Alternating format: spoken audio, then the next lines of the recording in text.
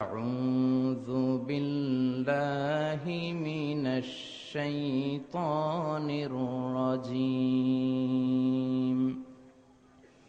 بسم الله الرحمن الرحيم هل أتى على الإنسان حين من الدهر لم يكن شيئا مذكورا إن الله وملائكته يصلون على النبي يا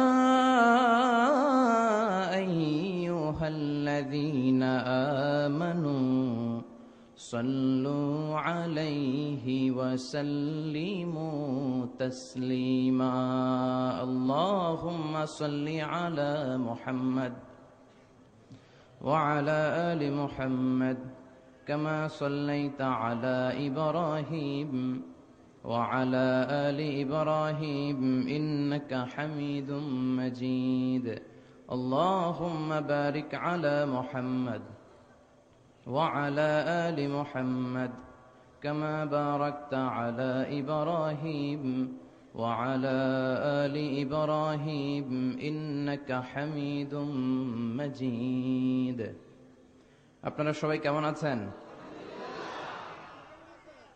আলহামদুলিল্লাহ, আমিও ভালো আছি।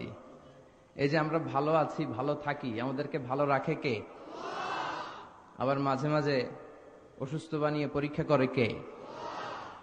এজন্য সব সময় প্রশংসা করতে হবে একজনের, তিনি কে? কেউ যেটা দেখে না দেখে কে? কেউ যেটা শুনে না শুনে কে? কেউ যেটা পারে না পারে কে?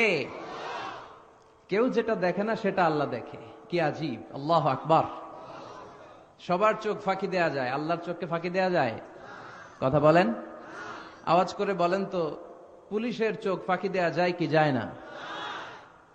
র্যাবের চোখ, বিমানবন্দরে কাস্টমস অফিসারের চোখ, পরীক্ষার হলে ম্যাজিস্ট্রেটের চোখ, কিন্তু আল্লাহর চোখ ফাঁকি দেয়া যাবে?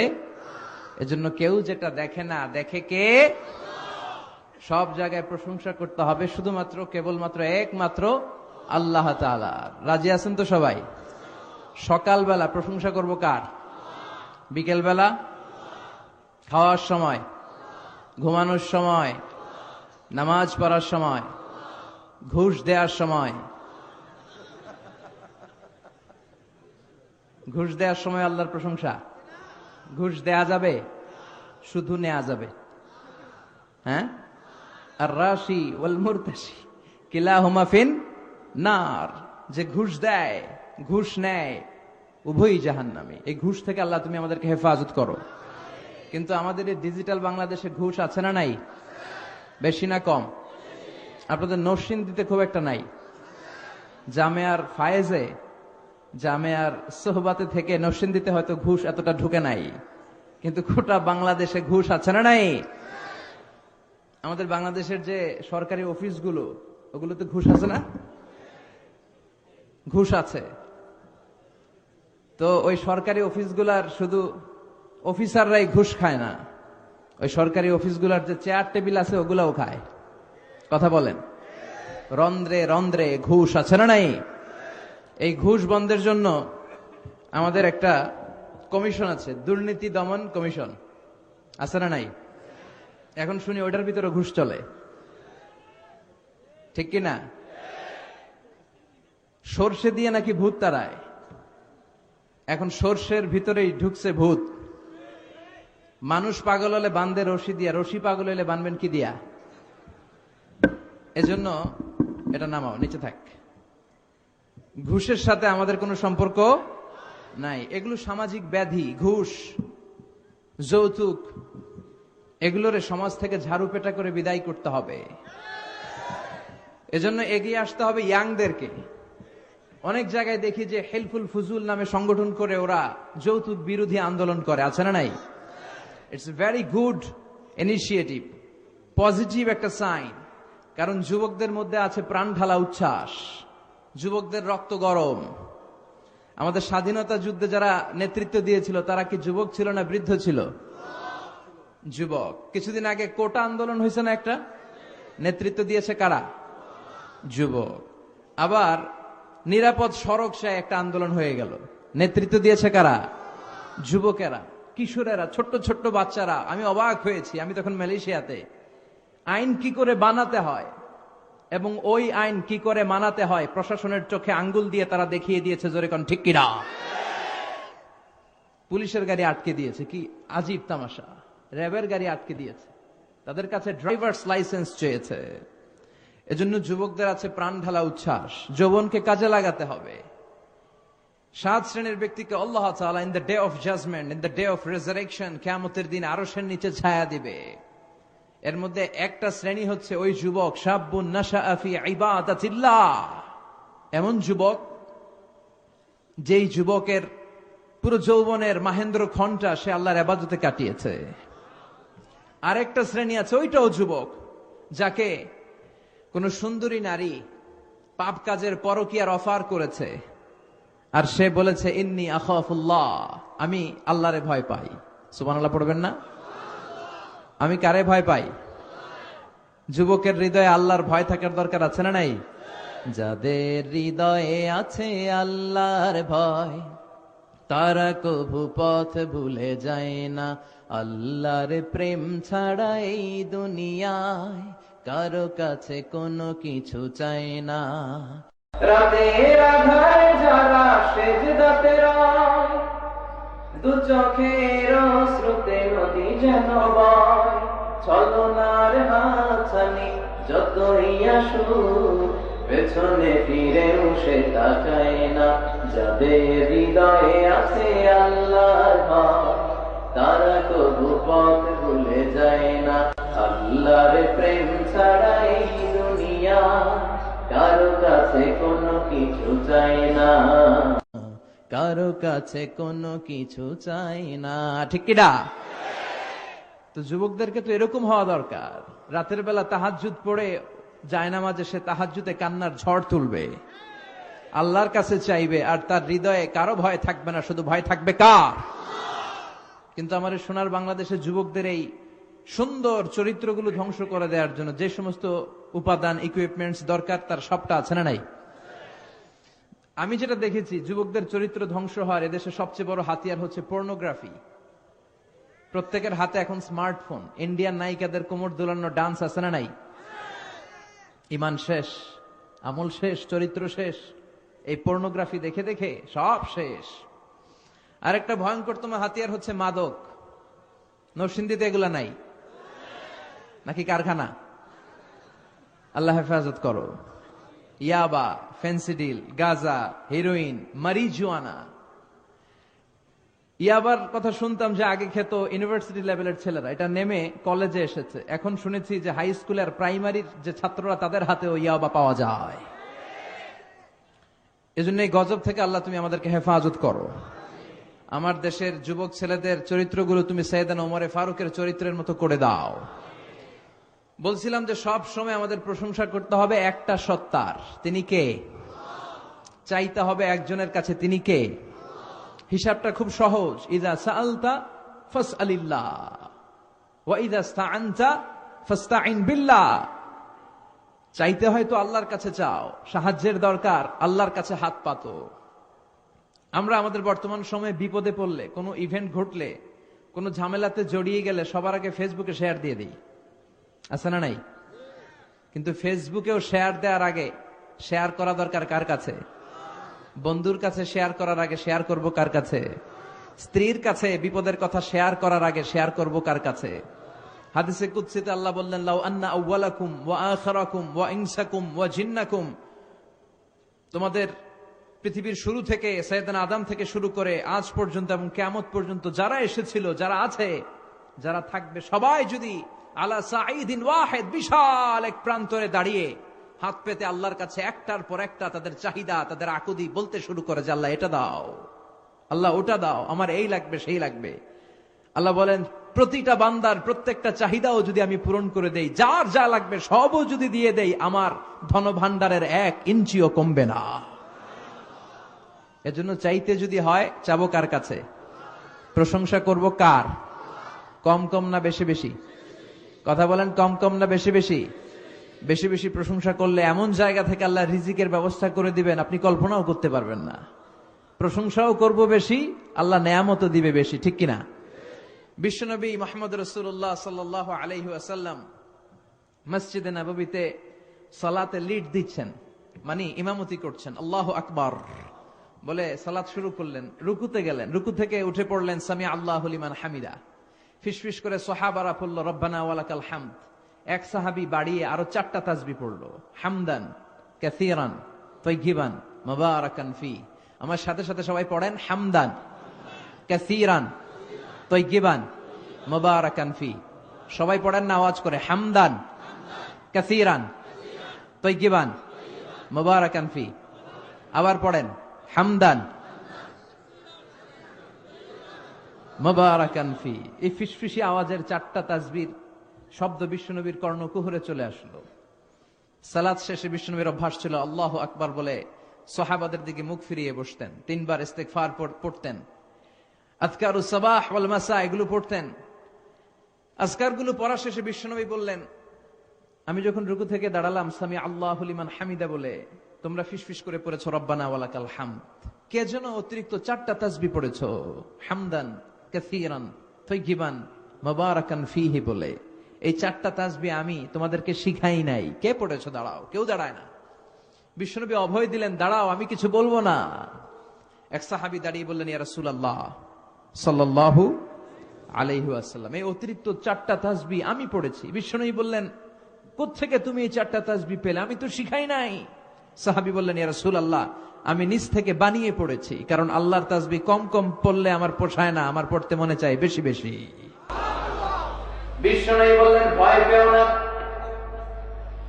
চিন্তিত হয় না, তোমরা দেখো নাই নামাজরত অবস্থায় আমি দেখেছি তোমার অতিরিক্ত 4টা তাসবিহের সওয়াবটা বিদ'উন ওয়া সালাসুনা মালাইকা, 30 জনের অধিক ফেরেশতা এই 4টা তাসবিহ থেকে যে সওয়াব হয়েছে এই সওয়াবটা কে কার আগে আল্লাহর আরশে পৌঁছে দিবে এই নিয়ে ফেরেশতারা আকাশের মধ্যে প্রতিযোগিতা করছিল।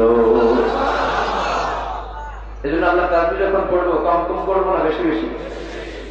আল্লাহ বললেন, গোটা বিশ্বের সবগুলো সাগর মহাসাগরের পানি যদি কালি হয়ে যায়, আর এই পৃথিবীর সব গাছের পাতা যদি খাতা হয়ে যায়, সাগরের জল নামক কালি দিয়ে গাছের পাতা নামক খাতার উপরে যদি আমি আল্লাহর প্রশংসা লিখতে শুরু করে দাও, সাগরের জলও ফুরিয়ে যাবে, গাছের পাতাও শেষ হয়ে যাবে, আমি আল্লাহর প্রশংসা করে শেষ করা যাবে না।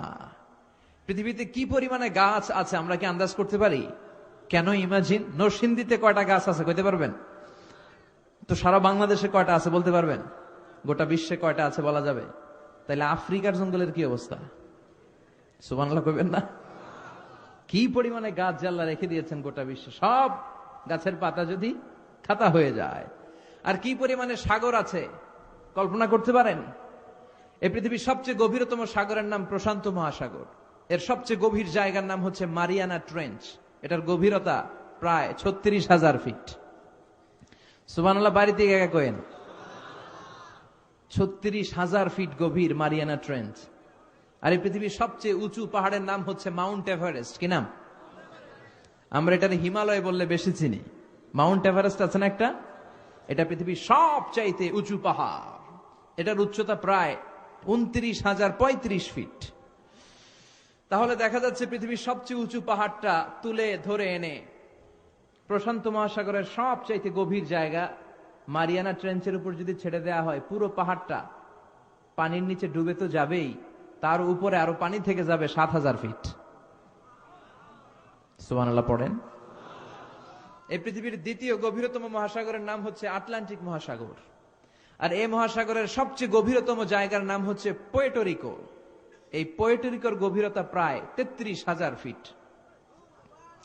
এক্ষেত্রেও দেখা যাচ্ছে পৃথিবীর সবচেয়ে উঁচু যে হিমালয়ের পাহাড়টা, ফর এন এক্সাম্পল, উদাহরণস্বরূপ কেউ যদি ওই হিমালয়কে তুলে ধরে এনে আটলান্টিক মহাসাগরের সবচেয়ে গভীর জায়গা পুয়ের্টোর উপর ছেড়ে দেয়, তাহলে পুরো হিমালয় পাহাড়টা পানির নিচে তলিয়ে তো যাবেই, তলিয়ে যাওয়ার পরেও উপরে পানি থেকে যাবে প্রায় 4,000 ফিট।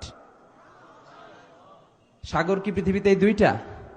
প্রশান্ত মহাসাগর, আটলান্টিক মহাসাগর, ভারত মহাসাগর, উত্তর মহাসাগর, দক্ষিণ মহাসাগর, লোহিত সাগর, ভূমধ্য সাগর, চায়না সাগর, কৃষ্ণ সাগর, সাগর আর সাগর। আল্লাহ বললেন এই সব সাগরের পানি যদি কালি হয়ে যায়, আর সব গাছের পাতা যদি খাতা হয়ে যায়, সাগরের জল নামক কালি দিয়ে গাছের পাতা নামক খাতা নিয়ে আমার প্রশংসা যদি লিখতে শুরু করে দাও, কালিও শেষ, পাতাও শেষ, খাতাও শেষ, কিন্তু প্রশংসা শেষ হবে না। قل لو كان البحر مدادا لكلمات ربي لنفد البحر قبل أن تنفد كلمات ربي ولو جئنا بمثله مددا। সাগরের জলকে কালি করে, গাছের পাতাকে খাতা করে, তোমার মহিমা লেখা শেষ হবে না। যদিও লিখি প্রভু জীবন ভরে, সাগরের জলকে কালি করে। পড়েন আল্লাহু আকবার। ওই আল্লাহর প্রশংসা করে শেষ করা যায় না। এজন্য সব সময় আমরা প্রশংসা করব একটা সত্তার। চিৎকার করে বলেন তিনি কে? তিনি হচ্ছেন আমাদের আল্লাহ। আসুন সে আল্লাহর নামে তিনটা তাকবীর দেই। ওয়ারাব্বাকা ফাকাব্বির, glorify the name of your lord. তোমার প্রভুর নামে প্রশংসা, এটাকে উৎসর্গিত করো, অ্যামপ্লিফাই করো, গ্লোরিফাই করো, এটাকে আদেশ।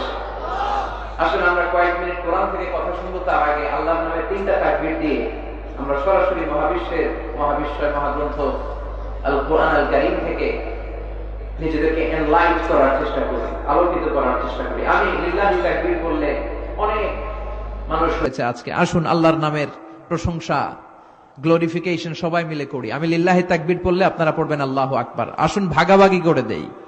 প্রথম তাকবীর দিবেন যারা বিবাহিত আছেন তারা। রাগ করতেছেন? কষ্ট পাচ্ছেন?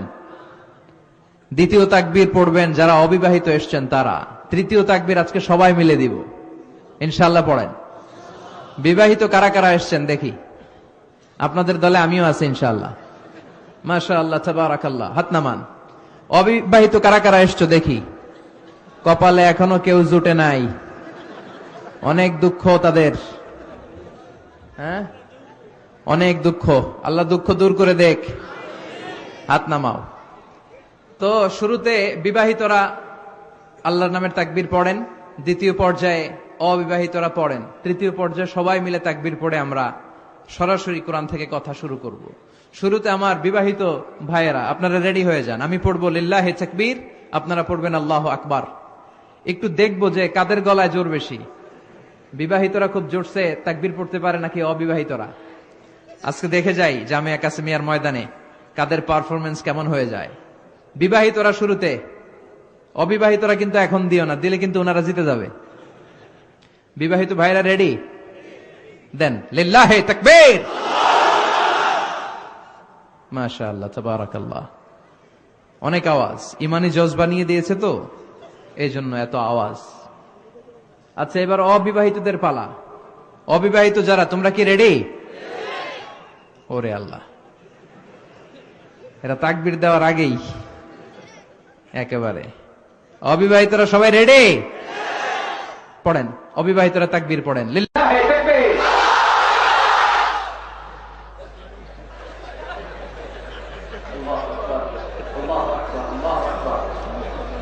এবার সবাই মিলে তিনটা তাকবীর পড়বো, সবাই মিলে তিনটা, যাতে জামিয়ার ময়দান কেঁপে কেঁপে ওঠে আল্লাহর নামে। পারা যাবে মুসলমান? লিল্লাহি তাকবীর, লিল্লাহি তাকবীর, লিল্লাহি তাকবীর। আল্লাহ তাকবীরগুলোকে তুমি কবুল করো। এই তাকবীরের যে সওয়াব হবে এগুলোকে তুমি মিজানের পাল্লায় উহুদ পাহাড়ের সমান ভারী করো। এই তাকবীরকে আমাদের নাজাতের ওসিলা বানাও। জামিয়া কাসেমিয়া কামিল মাদ্রাসা ও মহিলা কামিল মাদ্রাসা পুরানপাড়া গাবতলী নরসিংদীর উদ্যোগে আজকে 3 দিন ব্যাপী এই ওয়াজ ও দোয়ার মাহফিলের আজকে সমাপনী রজনী। আজকের এই প্রোগ্রামের সভাপতি হচ্ছেন শায়েখ সৈয়দ কামাল উদ্দিন আব্দুল্লাহ জাফরি। নাম বললেই সবাই চিনে, পরিচয় দেয়া লাগে না। চমৎকার আলোচনা করেন হুজুর। আমরা যখন ছোট হুজুরের আলোচনা শুনে বড় হয়েছে আমরা। আমি তো ভয় পাচ্ছিলাম যে হুজুর ওঠে না কেন, আমি শুধু গুনতেছি হুজুর ওঠে না কেন, হুজুর উঠলেই না বয়ান শুরু করতে পারবো, বসলে তো কথা কইতে পারবো না। আল্লাহ হুজুরের হায়াত দারাজ করে দাও, স্বাস্থ্যটাকে তুমি সুস্থ রাখো। এই বয়স পর্যন্ত ইসলামের যে খেদমত তিনি করেছেন, আরো 1000 বছর হুজুর যেন এই খেদমত জারি রাখতে পারে তুমি তৌফিক দাও। জামিয়া কাসিমিয়া কামিল মাদ্রাসা এটা এলেমের একটা মার্কাজ, সেন্টার অফ নলেজ। এখান থেকে অনেক বড় বড় স্কলার প্রডিউস করেছে ওনারা। তো এখানে যারা আছে আমার ডানে বায়ে, তারা শুধু আমার উস্তাজই না, উস্তাজ বললে ভুল হবে, উস্তাজুল আসাতিদা, আমার উস্তাজের উস্তাজ। তো ওনাদের সামনে কথা বলা এটা অসম্ভব। হুজুরা যদি দোয়া করে, একটু দোয়ার নজরে তাকায় যে আমাদের ছেলেরা একটু কথা বলুক না, আমরা অনেক বলেছি, এবার ওরা বলুক না। এই দোয়াটুকু যদি করে আমরা কিছু কথা শেয়ার করবো ইনশাআল্লাহ। এটা আমার জন্য অনেক বড় একটা পাওয়া যে জামিয়া কাসিমিয়ার মতো এরকম স্বনামধন্য একটি প্রতিষ্ঠানের বাৎসরিক সভাতে আমি কিছু কথা বলার সুযোগ পাচ্ছি। ওয়াল্লাহি হাযা শারাফুন লি। I'm really honored and privileged to be here to conduct a lecture in front all of the legendary personality in Bangladesh. আল্লাহ এই মাদ্রাসাকে, এই মাদ্রাসার সকল শিক্ষক বৃন্দকে, গভর্নিং বডিতে যারা আছে, ছাত্র, অভিভাবক, সবাইকে তুমি কবুল করো। আজকের মাহফিলকে আমাদের নাজাতের ওসিলা বানাও।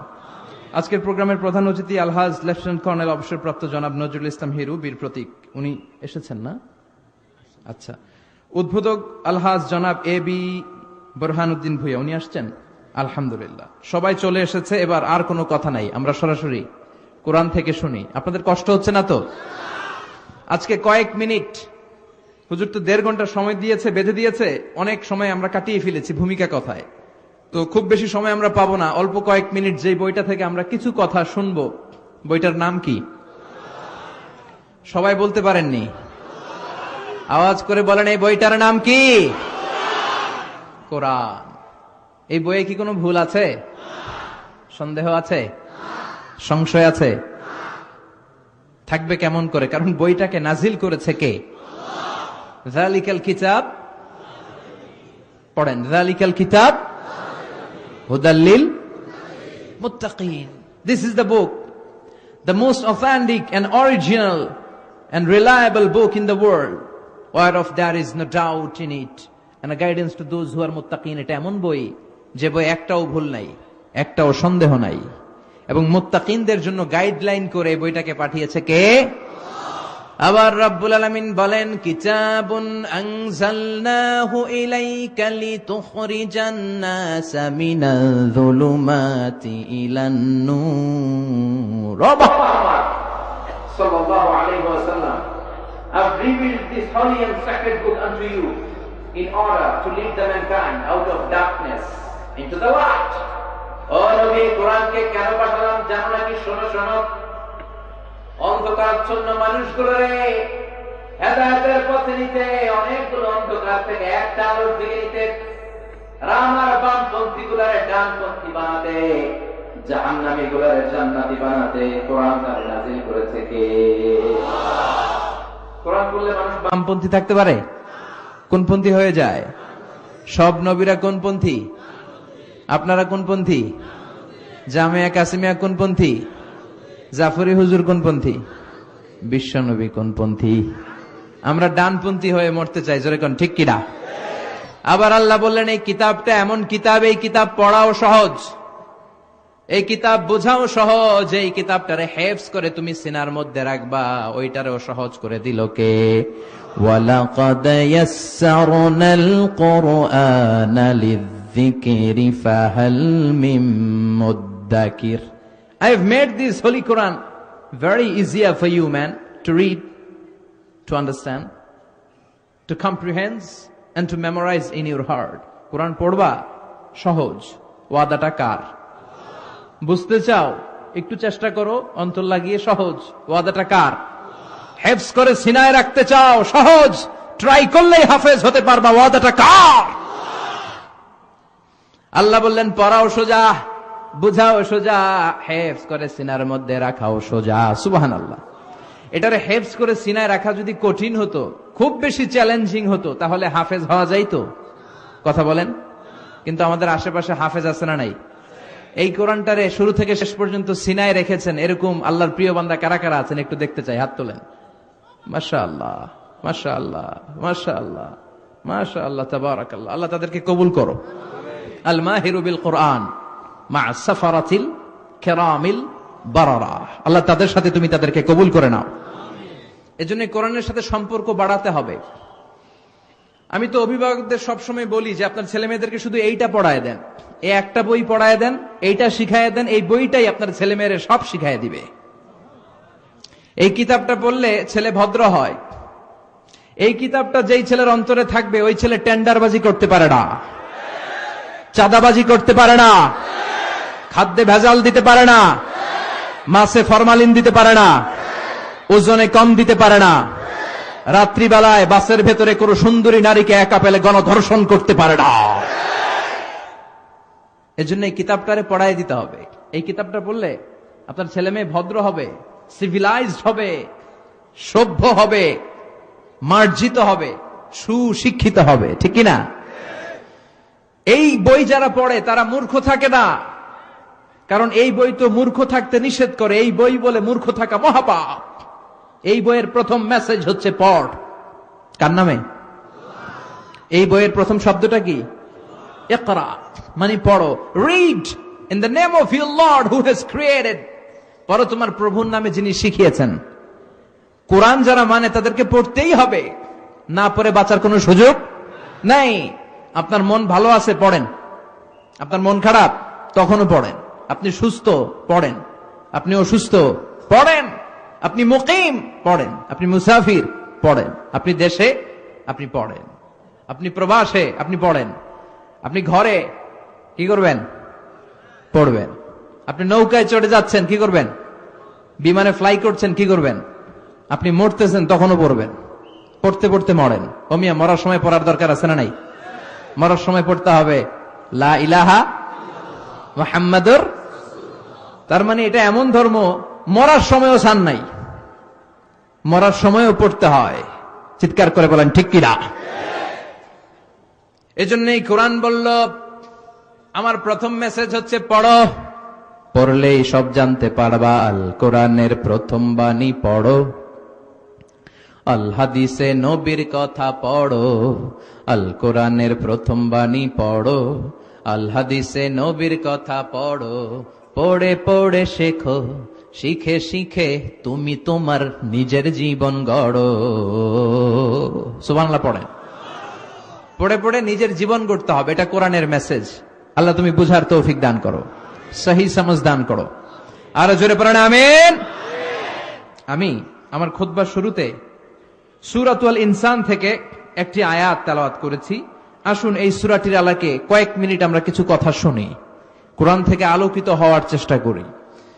যে আয়াতটি পড়েছি এই আয়াতটি কোরআনের 29তম পারার একটি সূরা। এই সূরার আয়াত সংখ্যা হচ্ছে 31। এটি মাক্কি সূরা। সূরার নাম সূরাতুল ইনসান। আওয়াজ করে সবাই বলেন সূরার নাম। আবার বলেন সূরার নাম। এটি মাক্কি সূরা। এবার উত্তর করেন এটি কি সূরা? মাক্কি সূরা। বিশ্বনবীর জীবনে দুইটা পর্ব, একটা মাক্কি পর্ব, মাদানী পর্ব। একটা মাক্কি ইনিংস, একটা মাদানী ইনিংস। ইনিংস বুঝেন? ক্রিকেট যারা খেলে ওরা খুব বুঝে, ওদের কমন পড়ছে।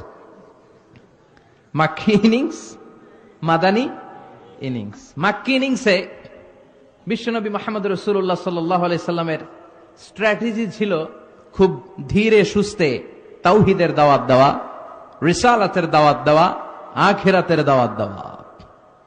কিন্তু মাদানী ইনিংস তার বিপরীত। ওইখানে এত ধীরে সুস্থে না, ওখানে বিশ্বনবী সশস্ত্র সংগ্রামে নেমেছেন।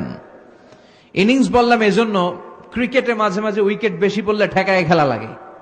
কথা বলেন তো, সেই হিসাবে বলতে গেলে মাক্কি ইনিংসে বিশ্বনবী ঠেকিয়ে খেলেছেন, আর মাদানী ইনিংসে ছক্কা মারছে। কি মেরেছে? ছক্কা মেরেছে, 4 ছক্কা হাঁকিয়েছে, সশস্ত্র সংগ্রাম করেছে। ইমানের বলে বিশ্বনবী বলিয়ান হয়েছে। চিল্লায় কোন ঠিক কিনা? যে ইমানে প্রয়োজনে জ্বলে ওঠে না, যে ঈমান সত্য ন্যায়ের কথা বলে না,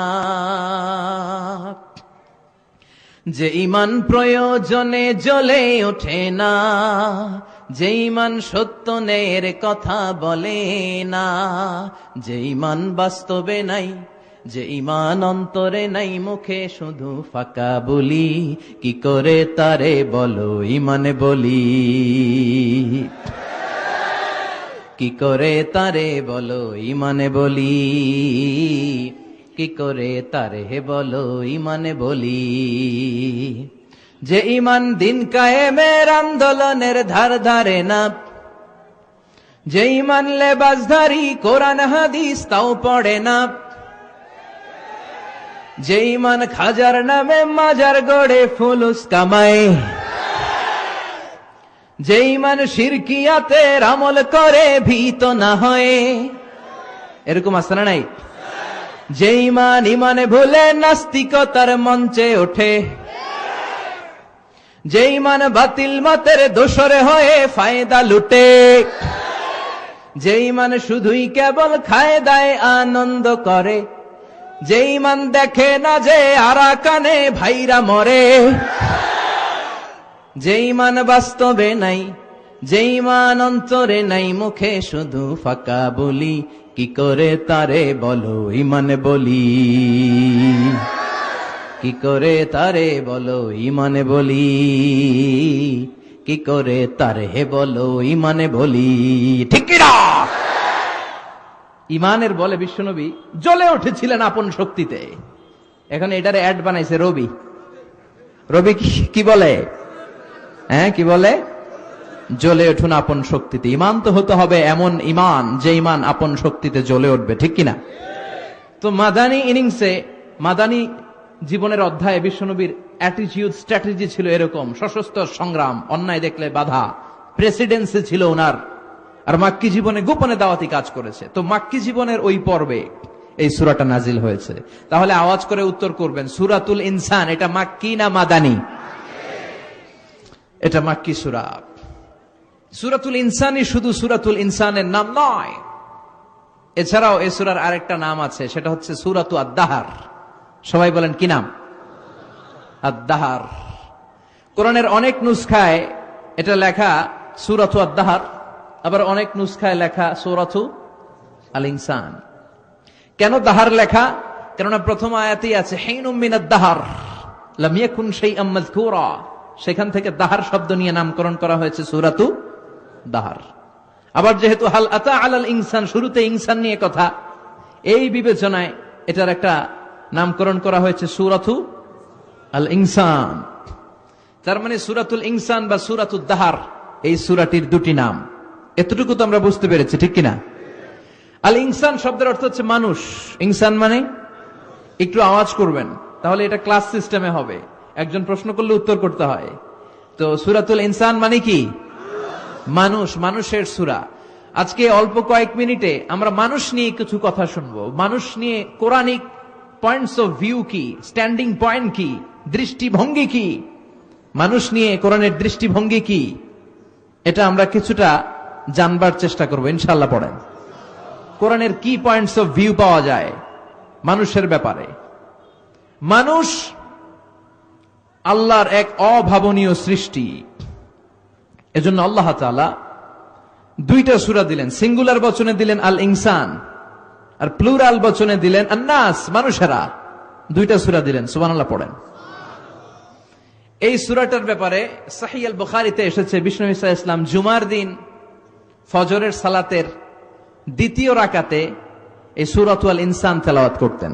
খেয়াল রাখবেন, it's a very important information.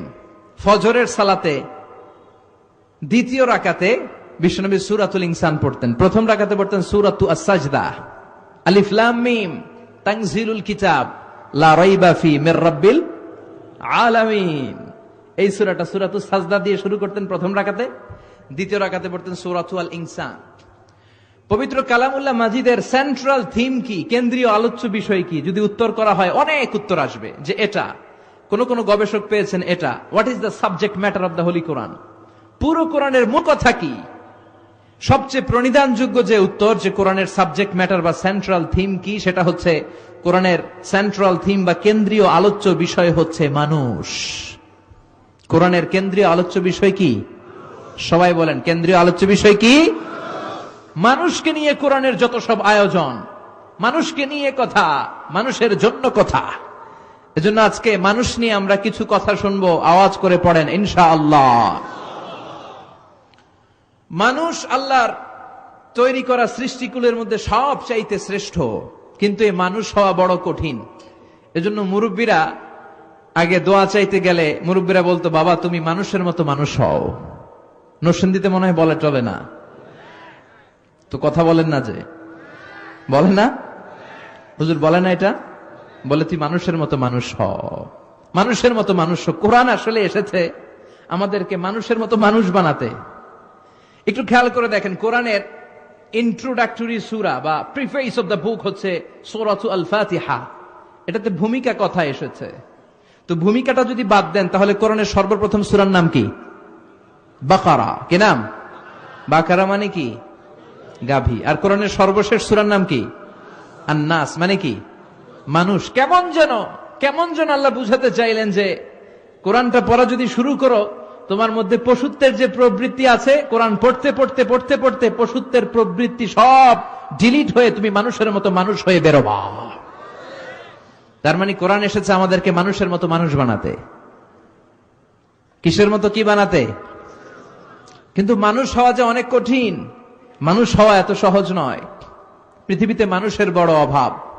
অনেকে বলবেন, হুজুর এটা একটা কথা কইলেন, এই পৃথিবীতে প্রায় 700 কোটি মানুষ, মানুষের ঠেলায় বাসে ঝুলা ঝুলা যাওয়া লাগে, এত জ্যাম, এত ঝামেলা। তারপর কিছুদিন আগে নির্বাচন হইলো, ওইখানে ধাক্কা ধাক্কি, লাইনে ধরে আমরা ভোট দিছি। কথা কন, সব জায়গায় ধাক্কা ধাক্কি।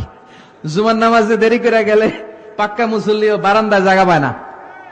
মানুষ আছে না নাই? তো বলতে পারেন, হুজুর এটা একটা কথা বললেন, মানুষ নাই। মানুষ আর মানুষ, এই যে মানুষ, আসলে কথাটা ঠিক না। এই পৃথিবীতে এই 700 কোটির যেই হিসেব আপনি আমাকে বুঝাতে চাচ্ছেন, এগুলো মানুষ না, এগুলো জনসংখ্যা। আমারও একটা হিসেব আছে, বুঝে নেন, এগুলো জনসংখ্যা। এজন্য বলা হয় বাড়ছে জনসংখ্যা, কমছে মানুষ।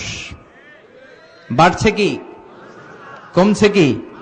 আওয়াজ করে বলেন, বাড়ছে কি কমছে কি? যা দেখি সব মানুষ না, মানুষ হওয়া বড় কঠিন। এজন্য কোরআন এসেছে আমাদেরকে মানুষের মতো মানুষ বানাতে। একটা কথা খেয়াল রাখবেন, ছাগলের পেট থেকে বেরোলেই ওইটা ছাগল হয়ে যায়, গরুর পেট থেকে বেরোলেই ওইটা গরু হয়ে যায়, সিংহের পেট থেকে বেরোলেই সেটা সিংহ হয়ে যায়, কিন্তু মানুষের পেট থেকে বেরোলেই ওটা মানুষ হয় না, ওইটারে মানুষ বানাইতে হয়, ওইটারে মানুষ করতে হয়। আবার গরুকে একটু বুঝবার চেষ্টা করবেন, গরুকে কেউ কোনোদিন বলে নাই তুই গরুর মতন গরু হ। ছাগল রে কেউ কোনোদিন বলছিল তুই ছাগলের মতো ছাগল হ। ছাগল পালছেন কে কে? আমি পালছি, মাশাআল্লাহ। মা মিন নাবিয়্যিন ইল্লা রাআল গানাম। পৃথিবীতে এমন কোন নবী নাই যে নবী ছাগল চড়ায় নাই। সুবহানাল্লাহ পড়েন। তো এই যে যারা ছাগল পালছিলেন, কোনোদিন ভুল করেও কি ছাগল রে বলছিলেন ছাগল তুই ছাগলের মতো ছাগল হবি? বলছিলেন? গরুকে কেউ বলে না গরুর মতো গরু হ, ছাগলকে কেউ বলে না ছাগলের মতো ছাগল হ, মুরগিরে কেউ বলে না মুরগির মতো মুরগি হ। শুধু মানুষকে বলা হয় তুই মানুষের মতো মানুষ হ। তার মানে মানুষের মতো মানুষ হওয়া বড় কঠিন। আসল মানুষ পৃথিবীতে এখন নাই, থাকলেও কম, ঠিক কিনা? এই দুনিয়া এখন তো আর সেই দুনিয়া নাই, মানুষ নামের মানুষ আছে দুনিয়া বোঝাই, সেই মানুষের ভিড়ে আমার আসল মানুষ নাই, আসল মানুষ নাই। তো আমরা এই কোরআনের আলোকে আসল মানুষ বা মানুষের মতো মানুষ হতে চাই ইনশাল্লাহ কইবেন না? মানুষের এত মর্যাদা, মানুষ যদি ভালো হয়, মানুষ যদি শ্রেষ্ঠ হয়, তাহলে সে ফেরেশতাকে ছাড়িয়ে যায়। আর মানুষ যদি নিকৃষ্ট হয়, কথা শুনতেছেন, মানুষ যদি শ্রেষ্ঠ হয় সে ফেরেশতাকে ছাড়িয়ে যায়। আর মানুষ যদি নিকৃষ্ট হয় তাহলে সে পশুত্বকেও হার মানায়। মানুষ ভালো হলে ফেরেশতার চেয়ে ভালো দলিল কি? বিশ্বনবী মুহাম্মদ রাসূলুল্লাহ সাল্লাল্লাহু আলাইহি ওয়াসাল্লাম যখন মেরাজে যাচ্ছেন, সাইয়েদনা জিব্রাইল ওনার অ্যাসিস্ট্যান্ট ছিলেন, সঙ্গ দিচ্ছিলেন। তো সঙ্গ দিতে দিতে দিতে দিতে সিদরাতুল মুনতাহা একটা বর্ডার এরিয়া, এইখানে এসে সাইয়েদনা জিব্রাইল বলে, ইয়া রাসূলুল্লাহ, এবার তো আপনাকে একা যেতে হবে, আমি তো যেতে পারবো না। কেন? সাইয়েদনা জিব্রাইল বললেন, এইটাই আমার লাস্ট বর্ডার, এর উপরে আমি যেতে পারি না। এখানে কান পেতে আমি আল্লাহর আদেশ শুনি, ওই ওহীগুলো নিয়ে আমি লক্ষাধিক নবীর কাছে গেছিলাম, আমিও আল্লাহর দেখি নাই। সুবহানাল্লাহ পড়েন। সাইয়েদনা জিব্রাইল বললেন, ইয়া রাসূলুল্লাহ, ইয়া হাবিবাল্লাহ, রব্বুল আলামিন আমাকে 600 পাখা দিয়েছে। সহিহ মুসলিমের বর্ণনা, রাআ রাসূলুল্লাহি সাল্লাল্লাহু আলাইহি ওয়াসাল্লাম জিবরিলা ওয়ালাহু 600 জানাহ। বিশ্বনবী সচক্ষে চাক্ষুষ সাইয়েদনা জিব্রাইলকে 2 বার নিজের আসল আকৃতিতে দেখেছিলেন। বিশ্বনবী দেখেছেন সাইয়েদনা জিব্রাইলের পিঠের মধ্যে 600 পাখা আছে। কয়শো? সাইয়েদনা জিব্রাইল বলে, ইয়া রাসূলুল্লাহ, ইয়া হাবিবাল্লাহ, এই সিদরাতুল মুনতাহা হচ্ছে আমার লাস্ট বর্ডার। এই বর্ডার থেকে 1 ইঞ্চি উপরে যদি আল্লাহর পারমিশন ছাড়া আমি যেতে চাই, আমার 600 পাখা মুহূর্তের মধ্যে জ্বালিয়ে দিবে কে? আমি যেতে পারবো না। আল্লাহর সাথে মিটিং করার জন্য আপনি এসেছেন, যান উপরে যান, আল্লাহর সাথে মিটিং সেরে নিচে আসেন, এই জায়গায় আমারে পাবেন। এটাই আমার শেষ বর্ডার, এর থেকে 1 ইঞ্চি উপরে যাওয়ার অনুমতি আমার নাই। সাইয়েদনা জিব্রাইল যেতে পারলেন না, উনি থেমে রইলেন। সাইয়েদনা জিব্রাইলের খেলা যেখানে শেষ, বিশ্বনবীর খেলা সেখানে। তাহলে মানুষ যদি শ্রেষ্ঠ হয়, সে শ্রেষ্ঠত্বে ফেরেশতাকে ছাড়িয়ে যায়। এবার মানুষ যদি নিকৃষ্ট হয়, সে পশুত্বকে হার মানায়। তার প্রমাণ আপনি দেখবেন, একটা ছাগল আর একটা ছাগলের সাথে ধাক্কাধাক্কি লাগে, কিন্তু একটা ছাগল আর একটা ছাগলকে নৃশংসভাবে হত্যা করছে, এরকম শুনছেন? একটা সিংহ আর একটা সিংহকে মারে, শুনছেন? একটা হাতি আর একটা হাতিকে মেরে ফেলছে, শুনছেন? কিন্তু মানুষ আর একটা মানুষকে নৃশংসভাবে হত্যা করতে দেরি করে না। আছে না নাই?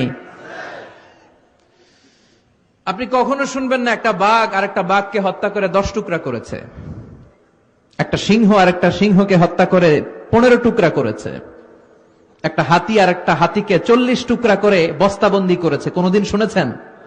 একটা মানুষ আর একটা মানুষকে শুধু নৃশংসভাবে হত্যাই করে না, 15 টুকরা, 20 টুকরা, 30 টুকরা করে বস্তাবন্দি করে ডোবার নালার ভেতরে ফেলে দিয়ে আসে, এরকম ডাকাত আছে না নাই? তার মানে মানুষ যদি ভালো হয় সবচেয়ে ভালো, মানুষ যদি খারাপ হয় সবচেয়ে নিকৃষ্ট, সে পশুত্বকেও হার মানায়। আল্লাহ বললেন, মানুষ যদি শ্রেষ্ঠ হয় সে ফেরেশতাকে ছাড়িয়ে যাবে। আল্লাহু আকবার। আর মানুষ যদি নিকৃষ্ট হয় সে পশুত্বকেও হার মানায়, সে তখন পশু থাকে না, পশুর চেয়েও নিচে চলে যায়। উলাইকা কাল আনআম বাল হুম আদাল। ঠিক কি না? লাহুম কুলুবুল লা ইয়াফকাহুনা বিহা ওয়া লাহুম আ'য়ুনুল লা ইউবসিরুনা বিহা ওয়া লাহুম আযানুল লা ইয়াসমাউনা বিহা উলাইকা কাল আনআমি বাল হুম আদাল উলাইকা হুমুল গাফিলুন। আল্লাহ বলে, ওদের অন্তর আছে কিন্তু কিছু শুনতে চায় না, হৃদয়ঙ্গম করে না। চোখ আছে, চোখ দিয়ে দেখে না। কান আছে, কান দিয়ে সত্য কথা শুনে না। তারা হলো পশুর মতো। পশুর মতো বললে ভুল হয়ে যাবে। বালহুম আদল, পশুর চেয়েও নিকৃষ্ট, পশুর চেয়েও খারাপ। এজন্য মানুষ যদি ভালো হয় সে সবচেয়ে ভালো, মানুষ যদি খারাপ হয় সে সবচেয়ে খারাপ। এখন কি মানুষ হইবেন, ডিসিশন ইজ ইয়ার্স, সিদ্ধান্ত আপনার।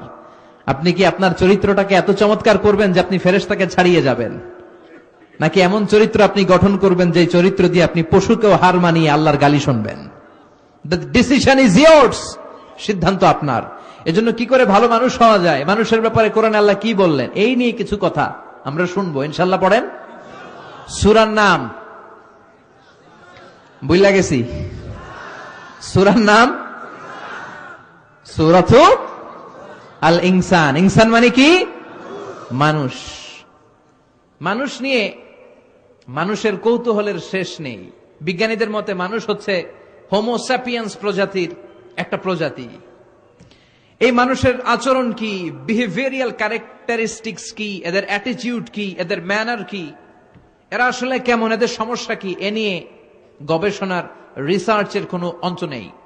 জার্মান দার্শনিক কার্ল মার্কসের নাম শুনছেন না? কথা বলেন। উনি গবেষণা করে পেয়েছে মানুষ হচ্ছে পেট সর্বস্ব জীব। মানে খাদ্য সমস্যা, food problem is the burning issue for the human being. খাদ্য সমস্যা মানুষের বড় সমস্যা। পেট ঠান্ডা তো দুনিয়া ঠান্ডা, পেটে খেলে পিঠে সয়। এটা ওনার গবেষণার রেজাল্ট।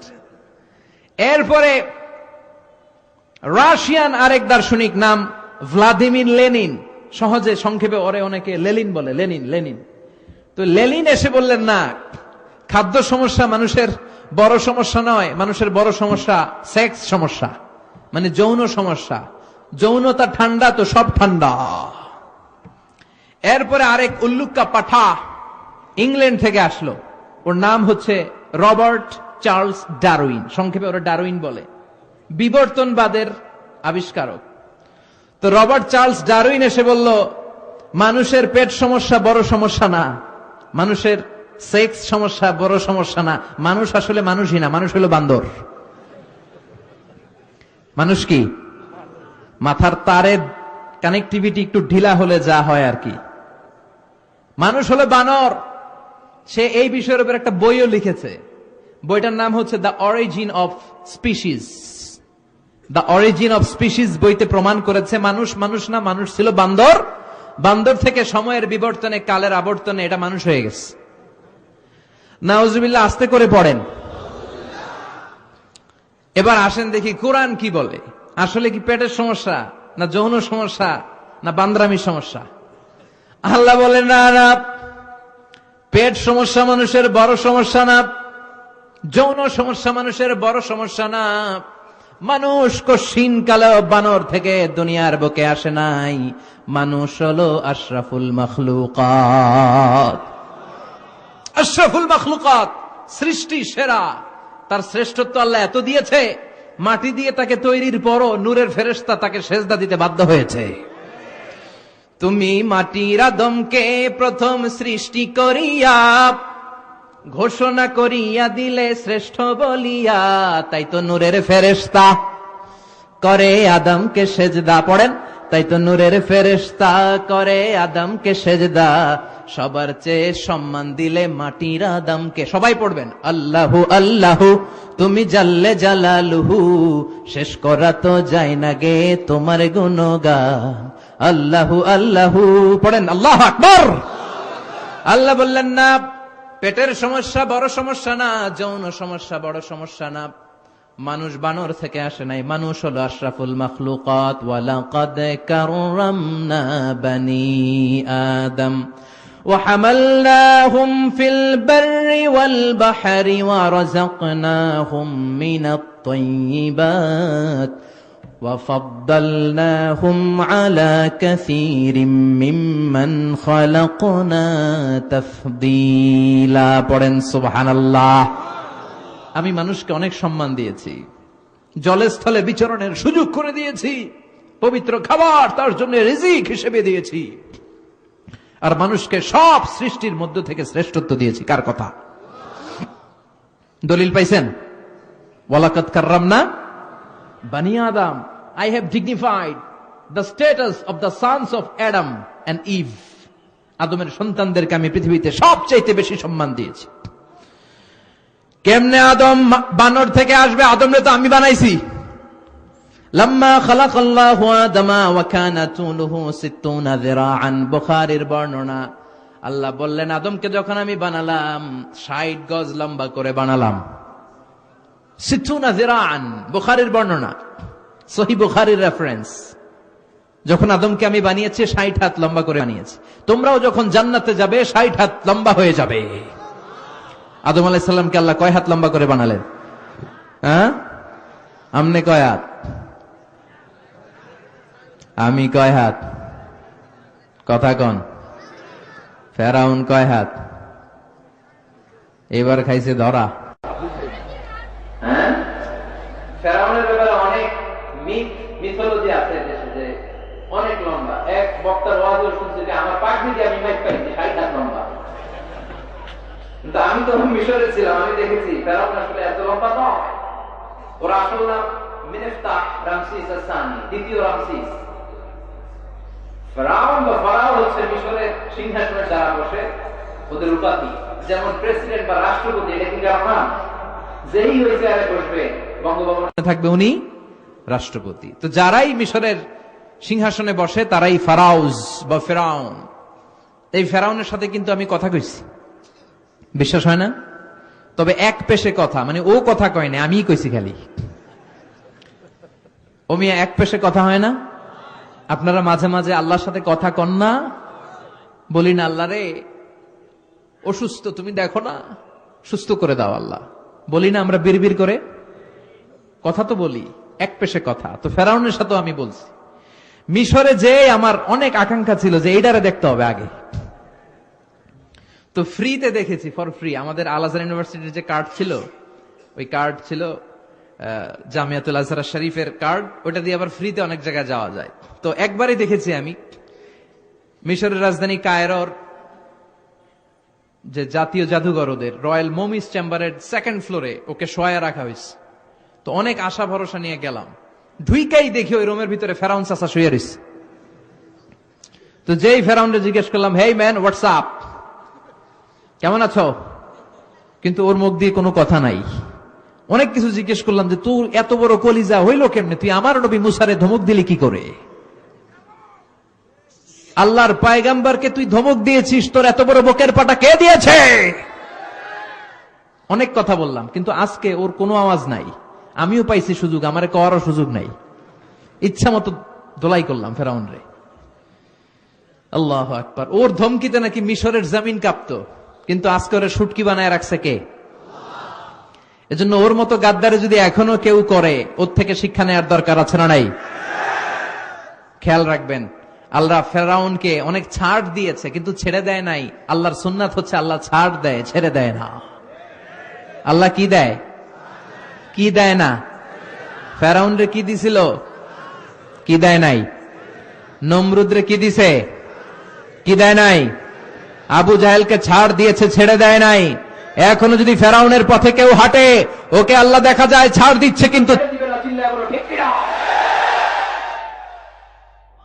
পৃথিবীতে কেউ তো স্থায়ী হয় না, হোক না সে ফেরাউন কিবা নমরুদ। কেউ ভাবে চিরদিন রয় না, কেউ ভাবে চিরকাল রয় না।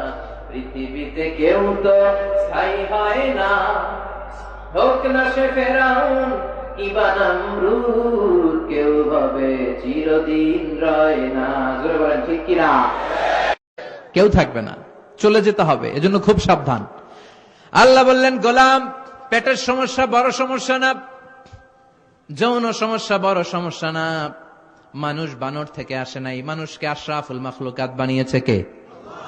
আবার মানুষকে আল্লাহর খলিফা বানিয়েছে কে? ইন্নী জাইলুন ফিল আরদি খলিফা। আমি মানুষকে দুনিয়ার বুকে আমার প্রতিনিধি বানিয়েছি। সুবহানাল্লাহ। আমরা আল্লাহর প্রতিনিধি, ভাইস জেরেন্ট অফ আল্লাহ, লিইজরাই আহকামিহি ওয়া লিতানফিযি আওয়ামিরিহি ফিদ দুনিয়া। এই দুনিয়ার বুকে আল্লাহর আদেশ নিষেধ বাস্তবায়ন করার জন্য তার খলিফা হয়ে আমরা পৃথিবীতে এসেছি। চিল্লায় বলেন ঠিক কিনা? আল্লাহ বললেন, চোর যদি চুরি করে হাত কেটে দেয়, কার আইন? আস-সারিকু ওয়াস-সারিকাতু ফাকতাউ আইদিয়াহুমা জাযাআম বিমা কাসাবা নাকালাম মিনাল্লাহ ওয়াল্লাহু আজিজুন হাকীম। এটা কার কথা? If anyone steals something very precious from the society, the government should cut down his right hand. চুরি করলে যদি সাক্ষী সামন্তের দ্বারা প্রমাণিত হয়, আল্লাহর আদেশ হচ্ছে ওর ডান হাতটা কোপ মেরে কেটে দে। তবে এটা আমরা কাটবো না, এটা গভর্নমেন্ট কাটবে। কিন্তু আইনটা কার? এদিকে কোনোভাবে এটারে উল্টাপাল্টা করার সুযোগ আছে? খেয়াল করে শুনেন। মাজিন আছে, বনু মাখজুমিয়া গোত্রের এক মেয়ে চুরিতে ধরা পড়ল। এখন এই মেয়ে ছিল অনেক বংশীয় একটা মেয়ে। সাহাবারা দেখলো এই মেয়ের হাত যদি বিশ্বনবী কেটে দেয়, তাহলে তো মদিনাতে মারামারি লেগে যাবে। সবাই ভাবলো বিশ্বনবীরে বলি, নবী মাফ করে দেন, কেটে দিয়েন না। কিন্তু বিশ্বনবীর সামনে দাঁড়িয়ে বলার সাহস কারো হয় না। বিশ্বনবীর পালক পুত্র যায়েদ বিন হারেসা, তার ছেলে উসামারে বিশ্বনবী বড্ড ভালোবাসে। ওনাকে বলা হতো হুব্বু রাসূলিল্লাহ, বিশ্বনবীর ভালোবাসা। সবাই বলে উসামা আমরা পারবো না, তুই যা বিশ্বনবীর কাছে যে সুপারিশ কর, নবী যেন মেয়েটার হাত কেটে না দেয়। উসামা যে ডাক দিয়ে বলে, নবী এই মেয়েটার হাত কেটে দিয়েন না। বিশ্বনবীর চেহারাটা মুহূর্তের মধ্যে আগুনের গোলার মতো লাল হয়ে যায়। রেগে গেলেন, বললেন উসামা এত বড় সাহস তুই পেলি কই? এটা আল্লাহর আইন। লাউ কানাত ফাতিমাতু বিনতি মুহাম্মাদিন সারাকাত লাকাতা মুহাম্মাদুন ইয়াদাহা।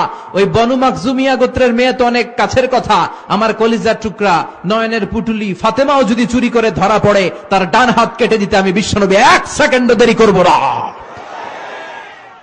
আইনটা কার? এই চোরের বিচার হোক আমরা চাই কি চাই না?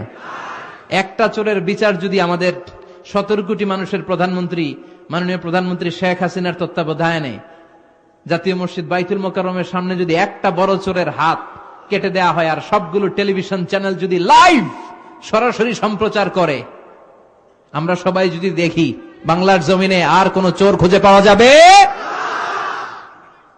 এই কোরআনের বিধানগুলো বাংলার জমিনে কায়েম হোক আমরা চাই কি চাই না? তবে লাউ সুর, কদু সুর, মুরগি সুর এই সুর না, এগুলা পরে আরো বড় সুর আছে, যারা এক সিগনেচার দিয়ে দেশের হাজার কোটি টাকা শেষ করে দেয়, যারা শেয়ার বাজার লুটে পুটে খেয়ে ফেলে, হলমার্ক শেষ করে দেয়, দেশের টাকা বিদেশে পাচার করে দেয়, এরকম ডাকাত আছে না নাই? এই ডাকাতগুলোর বিচার সবার আগে হওয়া দরকার। এই বিধানটা কার? আল্লাহর। আমরা আল্লাহর বিধান আল্লাহর জমিনে চাই, ঠিক কিনা? ইনশাআল্লাহ মাননীয় প্রধানমন্ত্রী অনেক লম্বা সময়ের জন্য আছেন। তিনি আগে ছিলেন কয়দিন? 10 বছর, এখন পাইছে আরো 5 বছর। ইনশাআল্লাহ আস্তে আস্তে আস্তে আস্তে আস্তে আস্তে উনিও হয়তো এই সুন্দর সুন্দর বিধানগুলো বাংলাদেশটারে একটা শান্তিপূর্ণ দেশ হিসেবে গোটা বিশ্বের দরবারে পরিচিত করার জন্য এই বিধানগুলো হয়তো একদিন আমরা আশা করি, আমরা স্বপ্ন দেখি, আমাদের প্রিয় প্রধানমন্ত্রী মাননীয় প্রধানমন্ত্রী বাংলার জমিনে এই বিধানগুলো কায়েম করবে। জোরে কোন ঠিক কিনা? খলিফাতুল্লাহ ফিল আরদ, এই কাজগুলো বাস্তবায়নের জন্য আল্লাহ আমাদেরকে খলিফা বানিয়েছে। তবে আমি আপনি কাটবো না, জিনা করলে আমি আপনি মাথা কাটতে পারবো না, এটা সরকার করবে। এটা কে করবে? এজন্য আল্লাহ ডেকে বললেন, গোলাম মানুষের পেটের সমস্যা বড় সমস্যা না, যৌন সমস্যা বড় সমস্যা না, মানুষ বানর না, মানুষ আশরাফুল মাখলুকাত, মানুষ সৃষ্টির সেরা, ঠিক কিনা? আবার মানুষ সবচাইতে শক্তিশালী, জানেন? জানেন না? মুসনাদে আহমদ ইবনে হাম্বলের বর্ণনা, আল্লাহ যখন পৃথিবী সৃষ্টি করলেন, পৃথিবী কাঁপতে শুরু করে দিল। পৃথিবীর কাঁপাকাঁপি দেখে আল্লাহ পৃথিবীতে পাহাড় গেড়ে দিলেন। ওয়াজআলনাল জিবালা, কথা বলে না এত হাফেজ, ওয়াজআলনাল জিবালা আওতাদা, পাহাড়কে আমি পেড়েগের মতো গেড়ে দিয়েছি। আল্লাহ 7টা টেকটনিক প্লেট তৈরি করলেন। 7 tectonic plates create the mountain range on earth. 7টা টেকটনিক প্লেট পৃথিবীতে পাহাড় তৈরি করেছে। আল্লাহ 7টা পাহাড় দিয়ে পৃথিবীর কাঁপাকাঁপি বন্ধ করে দিলেন। ফেরেশতারা এটা দেখে অবাক। ফেরেশতারা বললেন, আল্লাহ পৃথিবী কাঁপছিল আর আপনি পাহাড় গেড়ে দিয়ে পৃথিবীর কাঁপাকাঁপি থামিয়ে দিলেন, পাহাড়ের এত শক্তি। হাল মিন খালকিকা আসাদ্দু মিনাল জিবাল, হে আল্লাহ আপনার সৃষ্টির মধ্যে পাহাড়ের চাইতে শক্তিশালী কি কিছু আছে? সুবহানাল্লাহ কইবেন না? আল্লাহ বললেন, নাম আছে, সেটা হচ্ছে আল হাদিদ, মানে লোহা। কারণ লোহা পাহাড়ের ভিতরে ঢুকাই দেওয়া যায়। সুবহানাল্লাহ বাড়িতে গিয়া বললেন। আবার আল হাদিদ নামে আল্লাহর কোরআনে একটা সূরা আছে না নাই? সূরার নাম কি? সবাই বলেন। ওয়া আনজালনাল হাদিদা ফীহি বা'সুন শাদীদ।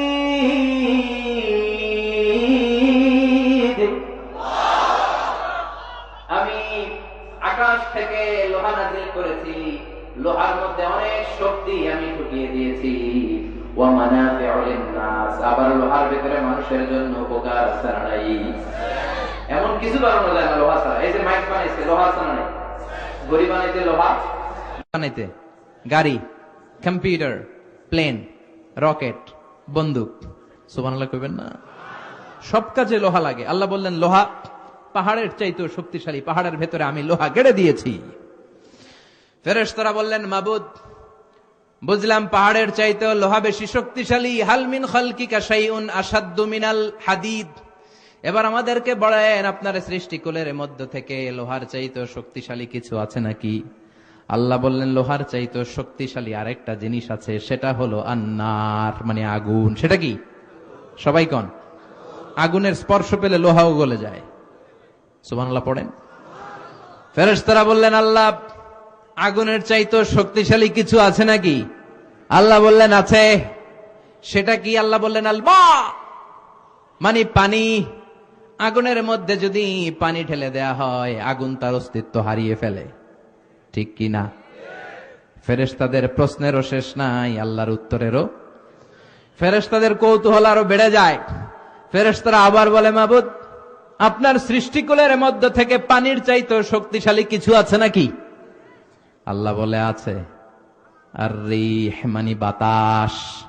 মানে কি? বাতাস। কারণ বাতাসের ধাক্কায় সাগরের পানিতে দোলা গেলে, বাতাসের গর্জনে সাগরের মধ্যে উচ্ছ্বাস তৈরি হয়, শুরু হয় জলোচ্ছ্বাস, ঠিক কি না? ফেরেশতারা আবার অবাক হয়ে বলে, ও মাবুদ, এই বাতাসের চাইতেও শক্তিশালী কিছু আছে নাকি?